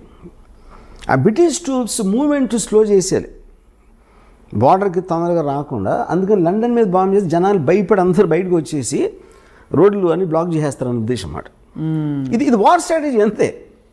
దానికోసం మీరు ఇన్నోసెంట్ ప్రజల్ని చంపేస్తారని అదే పాయింట్ అక్కడ. ఇన్నోసెంట్ ప్రజలు అనేవాళ్ళు ఎప్పుడూ బలిపశువులు ఉంటారు, ఏ వార్లో అయినా ఎక్కడైనా సరే. అది 2020 అవ్వచ్చు, లేకపోతే 1720 అవ్వచ్చు. ఇది ఇంకా నేను మీకు ఉడికినాయి మన ఇంటర్వ్యూ కాబట్టి చాలా తక్కువ చెప్పాను. దీని యాక్చువల్ స్టోరీ చెప్తే కింద పడిపోతారు. ఇదంతా మీకు ఎవరు చెప్పారు? Course I have my sources. You have your sources. అంటే డైరెక్ట్గా చోటారాజనే పిలిచి కూర్చోబెట్టి మీకు కప్పు కాఫీ ఇచ్చి చెప్పినట్టుగా అంత వివరంగా చెప్పారు. దీన్ని బట్టి ఇంకో విషయం కూడా అర్థమవుతుంది, గ్యాంగ్స్టర్స్కి మంచి స్క్రీన్ ప్లే ఉందని. Of course gangsters constantly drama, వాళ్ళంతా వైలెన్స్ అనేది మనం అనుకునేది ఎక్కువ జరగదు అక్కడ. Mostly it is mind games. మనకి సినిమాల్లో టపా గన్ షాట్లు అవుతూ ఉంటాయి, it's not as much as what we think. ఎందుకంటే మీకు వాయిలెన్స్ ఎక్కువ జరిగితే అసలు యాక్చువల్ కంట్రోల్ లేదని అర్థం అవుతుంది. నిజంగా మీరు భయపడితే అండర్ వరల్డ్కి ఎవడ అసలు దాని నుంచి వాడికి దానికి ఎగెన్స్ట్కి వెళ్ళటానికి భయపడతారు. ఎగెన్స్ట్కి వెళ్ళటానికి లేనప్పుడు మీకు వాయిలెన్స్ ఉండదు అసలు. ఇలాంటి వ్యక్తులతో తీసిన సినిమాకి మీరు ఆతే హై కాలియాత్ జాతే హై కాలియాత్ అని ఫిలాసఫీ పెట్టేశారు. యా కరెక్టే కదా. ఫైనల్గా చూడరాజన్ జైల్లో ఉన్నాడు, వాళ్ళు పోయారు. ఆతే హై కాలియాత్ జాతే హై కాలియాత్ బీచ్ మే గన్ పకడ్తే హై, అంతే. అది స్టోరీ. గన్ ఒకటే కదా కదా పాయింట్. చాలామంది చాలా చేస్తారు, బిజినెస్లో ఓడిపోతారు, పొలిటికల్గా లూజ్ అవ్వచ్చు. People lose all kinds of things, not only the under world. But it is no wonder and no surprise that this is such a fascinating thing for you, because వింటూ ఉంటేనే అసలు ఇప్పుడే మీ సినిమా అంతా. యాక్చువల్గా ఈ చోటా Rajan episode it is one of the most striking things I heard. నేను 5% కూడా చెప్పలా.